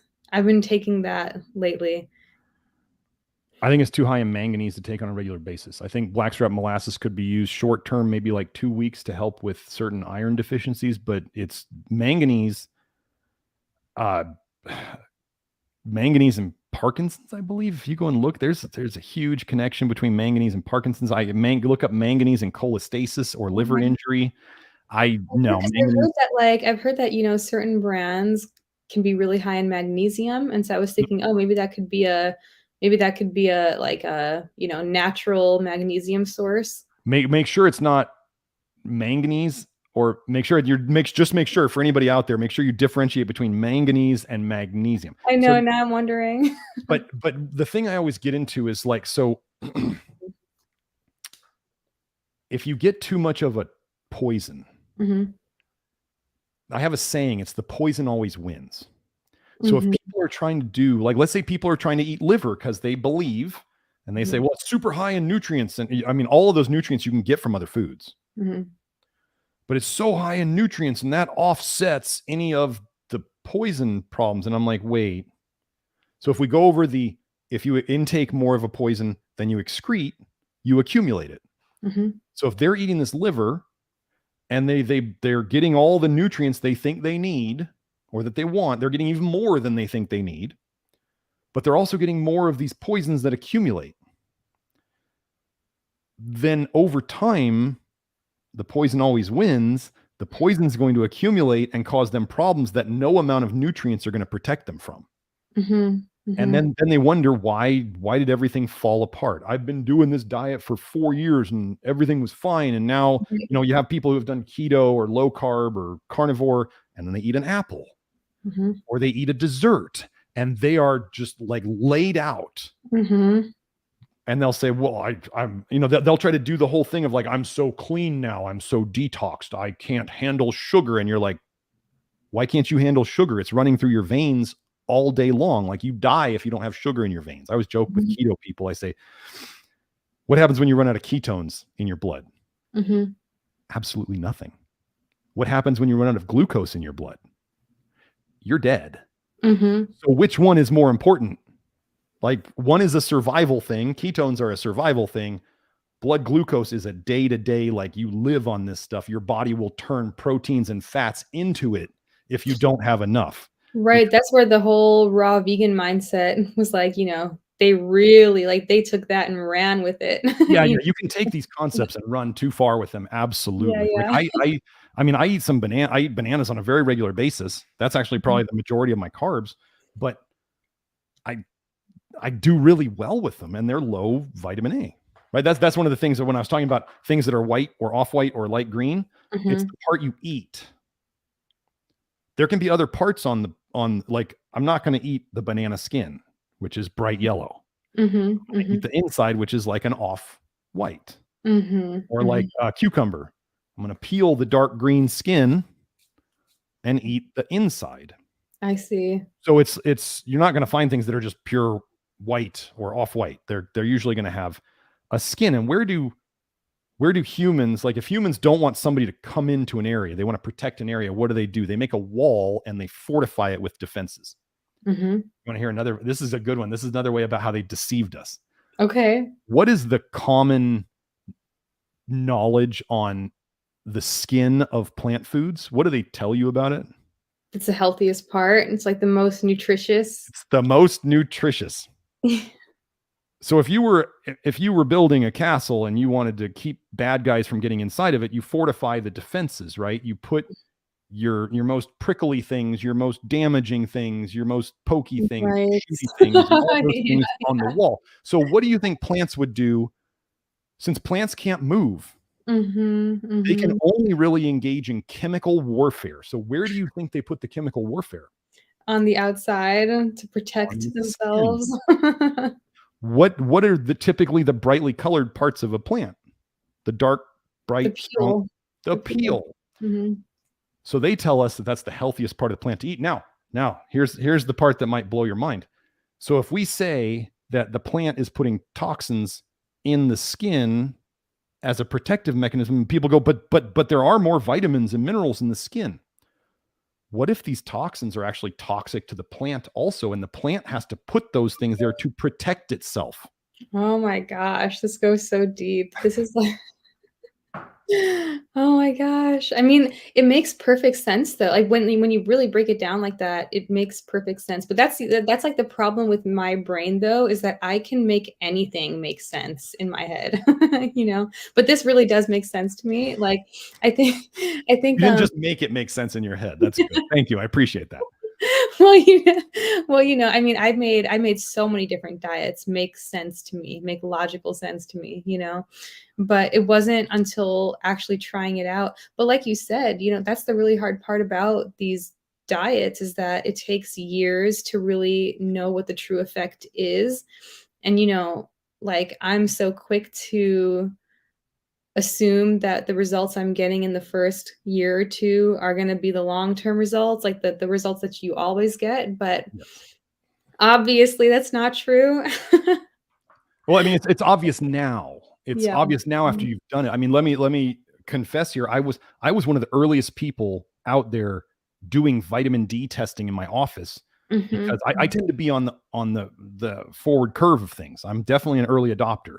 And I heard about vitamin D and I was like, oh, this sounds great. And I read the research and I was like, oh, I got it. And I was reading research. Here's the thing that people confuse. High vitamin D levels naturally in healthier people. So people with higher vitamin D levels and less health issues. That's one group. Then let's say you have people with health conditions with low vitamin D. And then the assumption, keyword in there, ass. When you assume, you make an ass out of you and me. So they have assumed that if you give people a rat poison pill to raise their, you're giving unhealthy people a rat poison pill to raise their vitamin D, that magically you're going to turn them into the healthy people with higher vitamin D levels. Right. That is not how it works. Right. It's like very basic, too basic. It is. And so we get into that. And so I used to do finger prick vitamin D tests, like blood tests in my office with a finger prick way back in the day, like before 2013, to see if people's vitamin D levels were okay. And then I'd be giving them vitamin D. There was a time when I used to take 25,000 unit vitamin D pills 1 day a week. I took 50,000 units 1 day a week. So 7,000 a day on average. Cause I thought, oh, it's fat soluble. I'll just take it all in 1 day. I'll be fine. Right. And I would not. So I normally don't have any problem pooping. I would not poop for 2 days.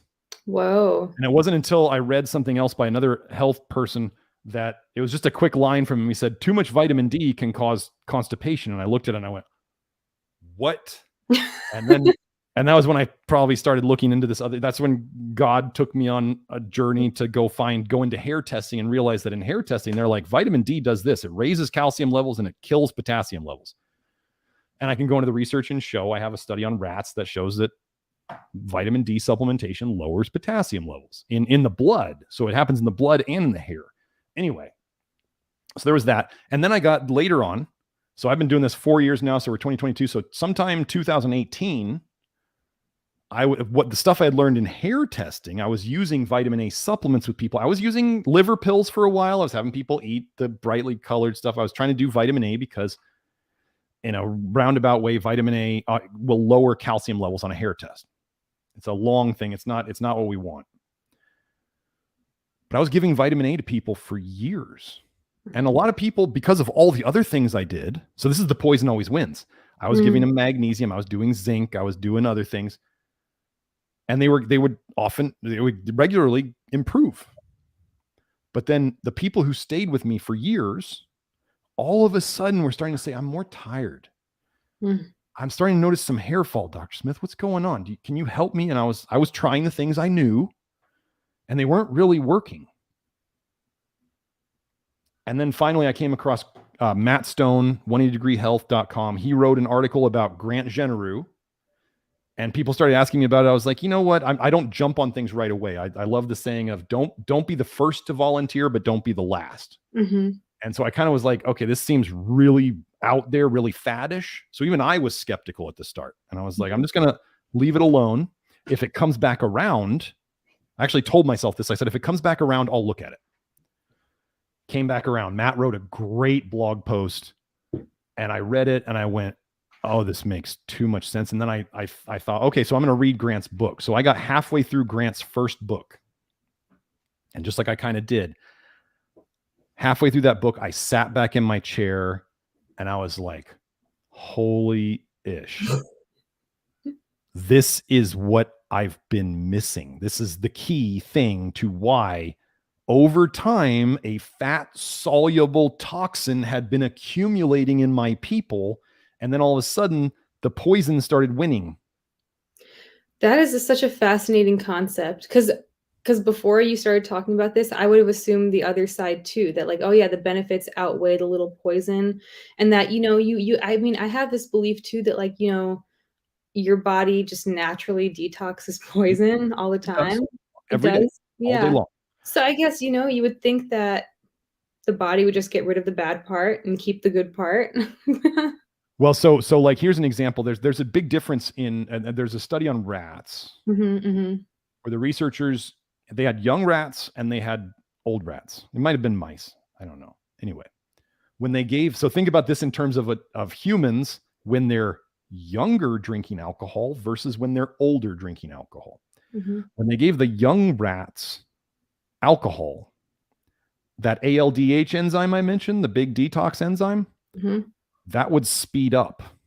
So like they actually detox faster. So if you were talking about humans, they might not, when they were younger, they might not get as drunk and they might not have as bad a hangover. Right. In the older rats, when they gave them alcohol, their ALDH actually slowed down, which would make them get more tipsy and have worse hangovers because they make too much acetaldehyde. So the very same thing. This is why all the organ meat lovers, they're all young. Ooh, that's true. You don't see any 50-year-olds, 60-year-olds who are like, I eat liver every day. Well, it's not the Liver King, but now, I mean, all that stuff. Because I mean, no, because I don't even know how he old lied about that. He doesn't eat a pound of liver a day. Oh, how? Oh, go watch the video. I mean, if you want to, I'll give you the synopsis, but he goes over his diet. I think when he was starting to get to become the Liver King on social media, which the funny thing is he's only been out for like a little over a year, like 15 months since he started his social media. Like, it seems like he's been around a long time, right? Huge impact in such a short time. So his diet, I mean, there was dextrose, like grams of dextrose. I think they were saying at each meal, he was eating like 2 ounces of red meat, like not liver, like beef. So in a day, if that was 3 meals, that's only 6 ounces. That's not even half a pound. Mhm. He was taking organ pills, the ones he makes. Mhm. There was no liver in his diet. He was eating Greek yogurt and like Interesting. protein powder. He was doing a bodybuilder, a very bodybuilder diet. That's so And interesting. It's, like, so funny how, branding and marketing and, all that stuff can have such an influence on what sticks with people or just, well, he did the publicity stunts. I mean, he ate, do I believe he ate a pound of liver in a sitting in front of people as fast as he could? Yes. Yeah, yeah. Do you know what happened? Do I know, or does anybody know what happened to that liver after it was all done? Did he go and, did he just go and throw it all up? I mean, if I ate liver for some publicity stunt and I knew what I knew about it, I'd go do that. Or did he, maybe he felt like hot garbage for a week after that, Well, compared to that's normal. the other thing too, is that, like, so much of this whole, like so much of the esoteric health genre of social media is that detox feels bad, and that, like, Mm. when you feel bad, it's just a sign that you're detoxing, like, that's what kept me in veganism for so long, the idea that, like, every bad symptom I was having was just detox, Yes. and, Yeah. like, and I think you mentioned, like, the feeling you get when you eat liver, like, I know I felt a certain high from it, and I thought that it was just the vitamins just hitting my brain right, like, "Oh, yeah, that's some good vitamin D," you Well, know? a lot of drugs are stimulants, right? Right, right. Copper is known to be very stimulating to That's the brain. interesting. So we can interpret. I mean, people don't interpret after they get used to coffee. They don't interpret the buzz from coffee as a bad thing, Mhm. right? Right. Is that potentially not doing great things for them over time? Probably. It's an insecticide. That's why plants make it. It's an insecticide. Hmm. So, and because it's I won't get into I that. just But had coffee this morning. there's certain things like, so we humans can handle a certain amount of Yeah. toxins in the very nature of us being alive. Like, living is killing us, Mhm. right? So Mhm. then people will be like, well, then Dr. Smith, are you going to say that you shouldn't live? And I'm going to say, Right. no, we simply have to manage. Like, we live in a world where and I believe there is a plan in place to make us sick and Yes. infertile and Yes. die early. Yes. I I believe there's a plan for agree. this. So I'm sitting here looking at everything that they might be doing that we Mhm. can that is practical Mhm. to minimize or avoid. We can't avoid all of it. I mean, I'm sitting here with my, artificial lights, and I got, the EMF, and I mean, none of that's good. Would I love it if I could avoid it? Sure. I Mhm. mean, but I live in this modern world, and for me to help other people, I have to wade through the same crap that everybody else.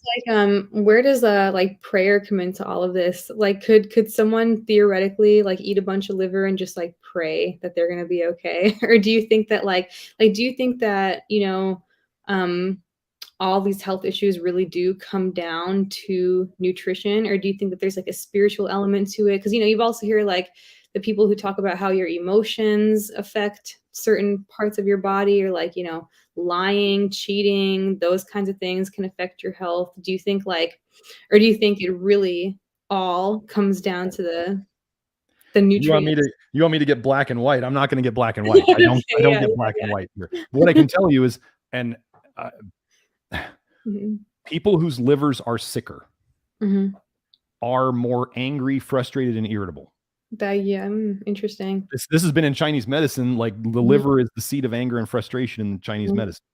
So we get into that. So a lot of people, let's say they go and they learn techniques to, like, calm down, mhm, or they count to 10, or they breathe, or they pray, or whatever. But mhm, what you often find is, let's say that's a chemical imbalance, if you want to. I hate that term, but let's say it's a biochemistry problem. mhm, So that same person, even though after the fact they're able to calm down, they're often very easily triggered into it again, right? Because mhm, it's a biochemical thing. They're like primed to get angry. mhm. And then they have to figure out, oh crap, I'm angry. I better calm it down. Now, can they train themselves to potentially recognize this stuff beforehand and maybe not get as angry. Sure. Mm-hmm. But what if they got rid of, like, as an example, I had a military guy come to me and he was doing the stuff and he said, I have the testimonial on my forum website. He said that his PTSD was gone. That's really deep. Now he was a Christian, but he was a Christian before he worked with me, and he was a Mm-hmm. Christian after he worked with me. And being a Christian and praying and that stuff didn't work before. Right. And we did what we did, and he claimed that his PTSD was gone. Wow. Now I went and I found studies relating PTSD specifically to certain vitamin A related genes. Mm-hmm. Whoa. I just go in the research, and I just go and find stuff, and it's not going to be like, it's not going to say this causes this. We just go, wow, Right. this is really an interesting connection here. Yeah, that is an interesting connection. I mean, it almost like the whole, because okay, so vitamin A is like stronger in the organs, right? It's And higher it's highest in the liver, uh-huh. but there's a decent amount of it in the other organ meats, but not. So when we talk about organ meats, people always get confused. They're like, well, what about tongue? Because it's Mm-hmm, considered an mm-hmm. organ meat. Well, it's not an organ; it's a muscle. Okay. So I mean, so we just get into but the liver is most people, if they're eating organ meats, like 90% of people or 95% of people, my guess is when you talk about organ meats, you're talking about liver. Mm-hmm, mm-hmm. Most people are not eating kidney. Most people are not like Liver King biting on testicles from bulls and stuff like that. Right. Oh man. Well, it just Anyway, makes me think about what the symbolism, like religiously, what the symbolism of the liver is. Like, is it a satanic thing? Like, is it like a, like a, because you know how they say all the whatever, the elites, they all drink like adrenochrome and everything. And like, right. and so I just wonder, like, is there some kind of like occult symbolism of liver that, people kind of promote unknowingly because it The somehow furthers an agenda? I may say this wrong, but in Chinese medicine, the liver is like at night, the Mhm. liver kind of, I believe it houses the blood. Oh, that's interesting. Something like that. I don't. Mhm, I mean, my Chinese medicine was like back in 2005, so I mhm, may have mhm. forgotten some of it. But yeah, the liver is very involved in the blood in Chinese medicine. So there may be some better occult researchers who know more about that. But yeah, Yeah. the liver is definitely very involved in the I believe in the production and maturation of red blood cells. Um, so That's just yeah, I mean, kinda off topic, but just interesting to me because I just this stuff is very, gets very spiritual, nutrition. It gets extremely, like, I don't know. I mean, there's just, I mean, everything I believe, here's what I believe. Mhm, I believe we were put here, mhm, if you want to say spirits in souls in a sack of meat, mhm, right? So we were put here in this physical world to learn things or experience things that really only could be experienced in a physical form, right? mhm, mhm. So without the physical, without the sack of meat, we can't, like, if we were just souls floating around up in Yeah, heaven or wherever, there's not much to be learned right. because nothing hurts you. You're just Mhm. floating around being an Right. angel or whatever. Mhm. So there's stuff here that we're meant to learn. There's stuff why humanity gets to go through the end times to Mhm. teach. I would say it's the time of the most lessons being learned the fastest, because Mhm. hardships teach the strongest lessons. So it's like when we make mistakes, that's when we learn. So if you weren't in this sack of meat, worried about other sacks of meat, you wouldn't learn hardly anything. So that's my take on why Yeah, we're even here, yeah. is so our soul can learn lessons to move up the ladders, of becoming a better soul, if you will. So Yeah, I mean, well, it's interesting how different religions have, different dietary, beliefs and, where those beliefs actually stem from. And like the fact that you could potentially be serving a dark agenda by what you Yeah. choose to eat. It's so, yeah, I don't know. It just gets really deep. It does. I try not to get that deep too often. Yeah. I mean, I find those connections that I do, and I kind of tend to just leave it at that. Yeah, yeah, yeah. Um, That sounds healthy. because you can imagine, like, people ask me, they're like, "Oh, did you watch the new documentary?" And I'm like, "No." Mhm. All those things do is it gets me to like hyper focus on one problem, and then I get kind of this little depression about it, and and then I just go, "Why did I watch that? I already knew." Like, do Mhm. I need to watch the new documentary about side effects from the pokes? No, I'm totally familiar with it. I know a paramedic who said he saw people go dementia or Parkinson's or Alzheimer's within a day or two of getting it. I Wow, don't, and then he said they were getting whoa. calls for teenagers within days of getting it. I That don't is n that's like, crazy. I I know believe enough about it. Yeah, I don't want to hyper focus on all those things. I tend to think bigger picture, Mhm. and that's how I think I haven't gone crazy, because it seems like maybe people have noticed a lot of the health gurus tend to start going a little bonkers after a while. Oh my gosh, there's one in particular, I'm not gonna say the name, but, like, you can kinda see in the eyes, like, kinda like crazy eyes a little bit, like, very, like, darty and, like, Mhm.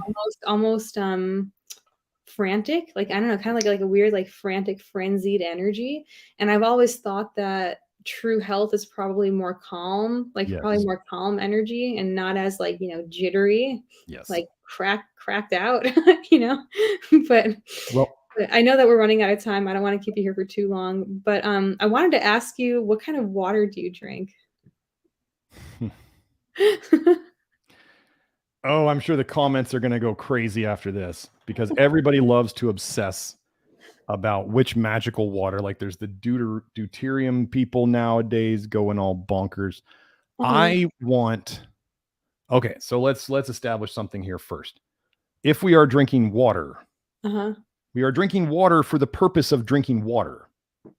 We are word, not drinking water for the purpose of getting minerals or nutrients or anything else, because we get those from food. Like, drink your water for water, mhm, eat your food for nutrition, go out in the sun for sunlight, like, do these things. So the problem now is almost everything has been corrupted. Everything is toxic, mhm, contaminated, all this stuff. Like, I mean, somebody's like, I talked to somebody the other day. They were like, yeah, I drink water straight out of my well. And I look at this guy's hair test, and his manganese is off the charts. His not iron, which one was it off the charts? His cadmium is off the charts, and mhm. his lead is almost off the charts. And I'm like, is there anything going on in the water in your area? And he's like, oh yeah, we're like a mile from a Superfund site, which is like a super toxic area. Hmm. And they have cadmium problems in that area. And I was like, are you drinking that well water? And he goes, yeah. I said, are you filtering that well water? And he goes, no. And I'm like, I see what? problems. Yeah. And I'm like, usually I told him, I said, when I see these things off the chart, Mhm. that usually means that either it's a contamination of your hair sample from your shower water, Okay. or you're dumping tons of toxicity, which happens as we do our program, we'll see massive dumps of toxic metals. Mhm, But I said, after I did my little nutrition detective thing, I was like, well, you're both drinking it and showering in it. mhm, And he'd only been doing my work for maybe a month or two. So I was like, mhm. it's probably a contamination of the hair, and you're taking it in. So I was like, the first thing you need to go do, I said, do you have a water softener? He said, yes. The water softener gets rid of a lot of the minerals. For the well, that's pretty important. Mhm, Um, but people like assume that because it's a well and it's underwater, like it's all natural and it's all good. And I'm like, oh no, no, no, no, no, no. Um, so what I told him to do, this is something that I use with lots of people. Lots of people have given me really good feedback on it. And I know in the comments, the people who are gung ho about their water, who are probably still quite sick, are going to say they don't like it. I use the AquaTrue reverse osmosis system. Okay. Does not change the pH of the water. Mm-hmm. Because So that's you one don't thing that believe in like the whole alkaline water? no. Okay. Okay. The things that make things that push alkaline the most are often minerals. Mm-hmm. And a lot of those alkaline water makers actually, the way they make the alkaline water, they put more toxic metals into the water. So It's like you're getting out. And here's another thing that I saw with alkaline water. I had another naturopathic doctor who used to rent the office from me, or rent a room from me, and she had an alkaline water maker at her house, and she would bring it in and give it to her patients. And she was talking about they have amazing results at the start. And I had a client, we shared this client, and he was getting it. And at the start, it was amazing. And then after a while, it started fading away. And then he actually started saying having it was triggering his reflux, which was his worst problem. So he got relief from it at first. He had a honeymoon phase, and then it all went bad again. It reminds me of how I was with distilled water. I was doing distilled water for a really long time, and I felt great at first, but then after a while I was getting cramps, and I was getting like my teeth were becoming translucent again. And was this the vegan time?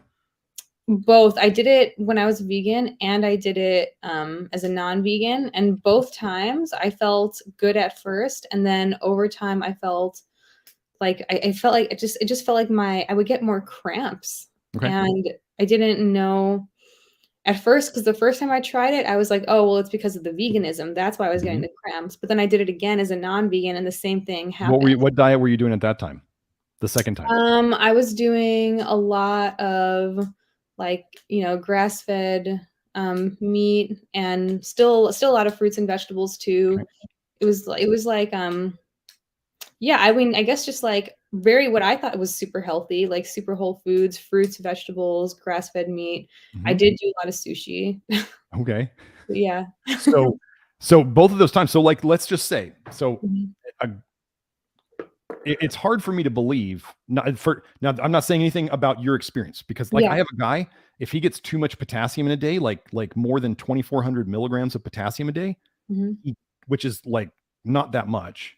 It's more than most people get, but it's not that much. He gets cramps. So like when I have people who have paradoxical reactions, I don't tell them that doesn't make sense. I say, okay, well, you know how much he's like, I can't get much less potassium than that, or I get cramps. I can't get much more potassium than that, or I get cramps. He's like super sensitive to this stuff. But he also takes like a page and a half of supplements that I can't get him off of them. I told him, I don't think you should be taking all these things. And he's like, but if I stop any of them, I don't feel good. Wow. I'm like, well, this like drugs. That's like drug addiction. Right.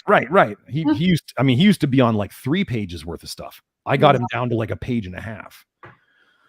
Anyway, it's hard. I had one woman tell me that her and her husband took a vacation a couple months after starting to work with me, because they saved so much money on supplements every month. And I just saved another woman like $900 worth of supplements from her visit with a functional doctor after she talked to me. I was like, I wouldn't. I spent so much money on. I used to take. Have you ever heard of Mega Hydrate? I used to take that. I used that for a while. Oh, what do you think of that one? Meh. If it helps for a short while generally, and then it starts fading away. I didn't even know what was in it. I was just like so taken by the guy, Patrick Flanagan or whatever. I was like, oh, it makes sense. Right. Molecular hydrogen. Yeah, it's an interesting thing. It kind of goes most of our detox system is oxidative.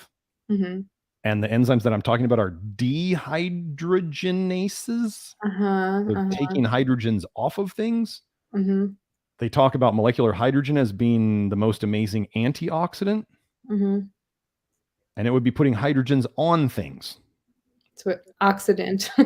So, well, no, it would be slowing down. So like the dehydrogenases and the hydrogen would be working against each other. I see. And the dehydrogenases are oxidative in nature, and molecular hydrogen is an antioxidant by nature. So that's why I think they might have helped at the start, because just the ways people's chemistry is. And then over time it stopped working, because now they've slowed down their detox system enough, and now the poisons are starting to win.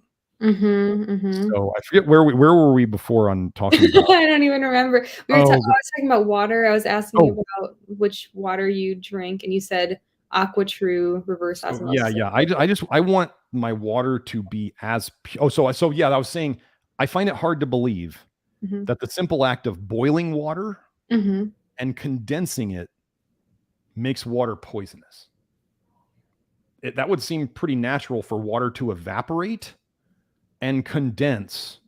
Well, I've heard that because, like, with the whole water distiller thing, I would look inside the distiller after distilling it, and I'd be like, "Wow, there's all this like crap in the water." But Uh, I've heard that it actually changes the pH. That distilled water is like slightly more acidic, I think, and that like supposedly it like binds to minerals in your body and like flushes minerals out of your body. That's what I thought was That's happening. what they say, right? So That's does water come into your system and move through your system as like one unit, right? It's like a glob of water that goes through and is grabbing minerals, and then all of a sudden it gets down to your, your bladder, and then you pee it out as one unit, right? Yeah. No, it goes in. It'd be just like if you add a cup of water to a soup. It Mm-hmm. goes and it mixes with it, and then you have the average of all of that, Mm-hmm. right? So let's say I already went over how vitamin A depletes magnesium. I Mm-hmm. already went over vitamin A actually blocks potassium channels. Copper depletes potassium. Mm-hmm. A lot of whether you were on like a vegan diet Mm-hmm. or a high vitamin A carnivore diet, that would be depleting both of those. So we get I was eating into a lot of nuts too. Lots and that lots would and be a lots. lot of oxalates, and that'll grab onto a bunch of magnesium, and taking vitamin D could cause more problems. So we have lots of things that are at play here. Mm-hmm. Um, I personally I had a water distiller at home, and I drank distilled water for years, and I never had any problem. Um, Interesting. I the pH of water is relatively minor unless it's something that's added to the water that changes the pH. Mm-hmm. Do you add Basically, minerals back? Do you put the nope, minerals back in the distilled nope, water? No. nope, Hmm. nope. Interesting. I just we want as clean a water as possible. I love the taste of it. Like, and the whole So theory. where's that intuition thing? What about right? Where Well, you that's what I'm love thinking the taste because of I didn't clean. understand why I was getting all these cramps Well, it after. may have been other problems in your diet, and think of it as the water was the tipping point. Mm-hmm. So let's say you were having mineral deficiencies in your diet, and then you go and maybe you were drinking too much water too, because a ton of people do that. I was drinking like a gallon a day. So, and were you peeing clear like all the time? Yeah, I thought that meant you're hydrated. Well, let me tell you something about the veterinary world. If a Uh-huh. veterinarian sees an animal pee clear, they think that animal has a disease. And when you think of what we were raised to believe urine looks like, is it clear? Mhm. No, but I Like if you thought that. picture urine in your head, it's yellow. Right. Well, have you heard of the whole like urine therapy thing? Yes. There was a I little have while I never actually did it myself, but there was a while where I was like, "Huh, that makes sense, like, you should do that," and I was thinking like, "Well, like, I wouldn't wanna drink, like I would want, like I would wanna drink urine that's, like, more clear and then, like, well, less yeah, yeah." if you had to, yeah. I So mean, I never what actually ended up doing it, but I've heard of people who get really good results from that stuff, you know? so urine actually contains a lot of what's called retinol binding protein. Uh-huh. So people could be recycling their retinol binding protein. It goes back into their system, it binds to vitamin A and protects them from it better. Mhm. Because I believe when it comes out in the urine, the retinol is basically gone from it, or it separates. So then Mhm. you'd have basically clear. You'd have empty retinol binding protein that could then go and bind to something. That's my theory about what it's actually doing. Uh, Interesting. That would make I mean, honestly, wow, I can't believe how much this whole vitamin A thing, like, how many questions it solves across all different, like, ways of all different, theories, you know? Like, it like, wow, like, that whole explanation is like, "Oh, that's I guess that is why urine therapy works for some people," or, like, the- why, or the whole yeah, distilled water thing. Because like, logically, I would have thought that distilled water would be the best because it's just mimics rainwater, and it's basically like, you know, like, yeah, I mean, and just visually speaking, seeing all the leftover gunk in that tank makes you feel like, okay, this is now the water is definitely cleaner. Right. But then you get this result that you're not expecting, but it might not be because of the water. It could be because of like the food, and Well, it could be that you were just drinking too much water. or I Like, was drinking a lot of water. Yeah. if you only needed, like, I mean, think about it. So like when you say you were drinking a gallon of water, were you drinking other fluids in the day on top of that? Smoothies. Okay. Like Yeah, but I would make my multiple smoothies smoothies? with distilled water, Okay. though. Yeah. So I mean, you may have just been getting like, so could, if you were taking in empty water, way too much of it, could that shift the average balance of certain minerals down too low? Because every time you pee, you put some minerals into your pee. That's how you make urine. Like, you put things into the urine to pull it. So you move minerals into the urine. So if you were constantly over drinking, I have a whole video on the Love Your Liver program about hydration. It tends to blow people's minds. Like, you should be peeing at least light yellow. When I say light yellow, I don't mean like the lightest of light yellows. I mean like Solid at yellow. least light yellow or in the yellow range.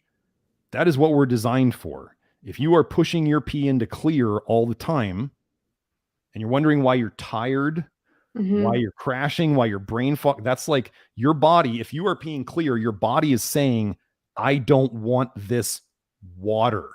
That makes sense? Like, it's peeing out water. It's not peeing out pee. It's peeing out water, basically. So you can think of that as your body saying it's too much. I don't want this. So fascinating.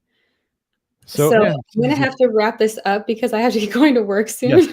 yes, yes, no problem. But you guys, this was so much fun. I'm so grateful that you decided to come on and give us your time. This was so much fun. So could you just talk really quick about, like, you know, the membership that you offer and everything, and like, you know, all your services and stuff? And I'll put a link to your website in the description box. Awesome. So my main website is nutritiondetective.com. There, if you were interested in working with me, there's a consultations tab. That's like where I'm working with people doing the hair testing and the blood testing and the consultation and the follow-up and all that stuff. And then the program, the Love Your Liver program, which is kind of a do-it-yourself thing. Like, you're not getting my guidance in there. You're getting my articles and you're getting my general picture of things and what to do. That is at members.nutritiondetective.com. There's a yearly fee to that. It's basically, in my opinion, it's the way a social network was supposed to be. It's kind of like my own little mini, if you wanted to say Facebook, it's kind of like that. People will post and then people can comment. It's basically like a social network, but you got 1,500 plus people who are trying to do the same things that you are. So when you go and ask a question, it's not like the garbage you get on normal social media where you get trolls and you get people screwing around and whatever. I keep things clean. Like, I will not tolerate just the normal shenanigans that go on social media. Like, you can go do that on. I'm gonna join. I already know that. I'm definitely gonna join. Like, awesome. This was so fascinating to me. Like, and it's really cheap, you guys, too. Like, I saw the fee. Yeah. Considering how much people have spent. I mean, I have people come to me, they're like, I've spent tens of thousands of dollars, like $50,000 on, like the woman I know who spent $50,000 getting one baby out of IVF. Right? And I'm helping fertility. For those of you out who are watching who are having issues with fertility, like, we fix that. That's something we fix.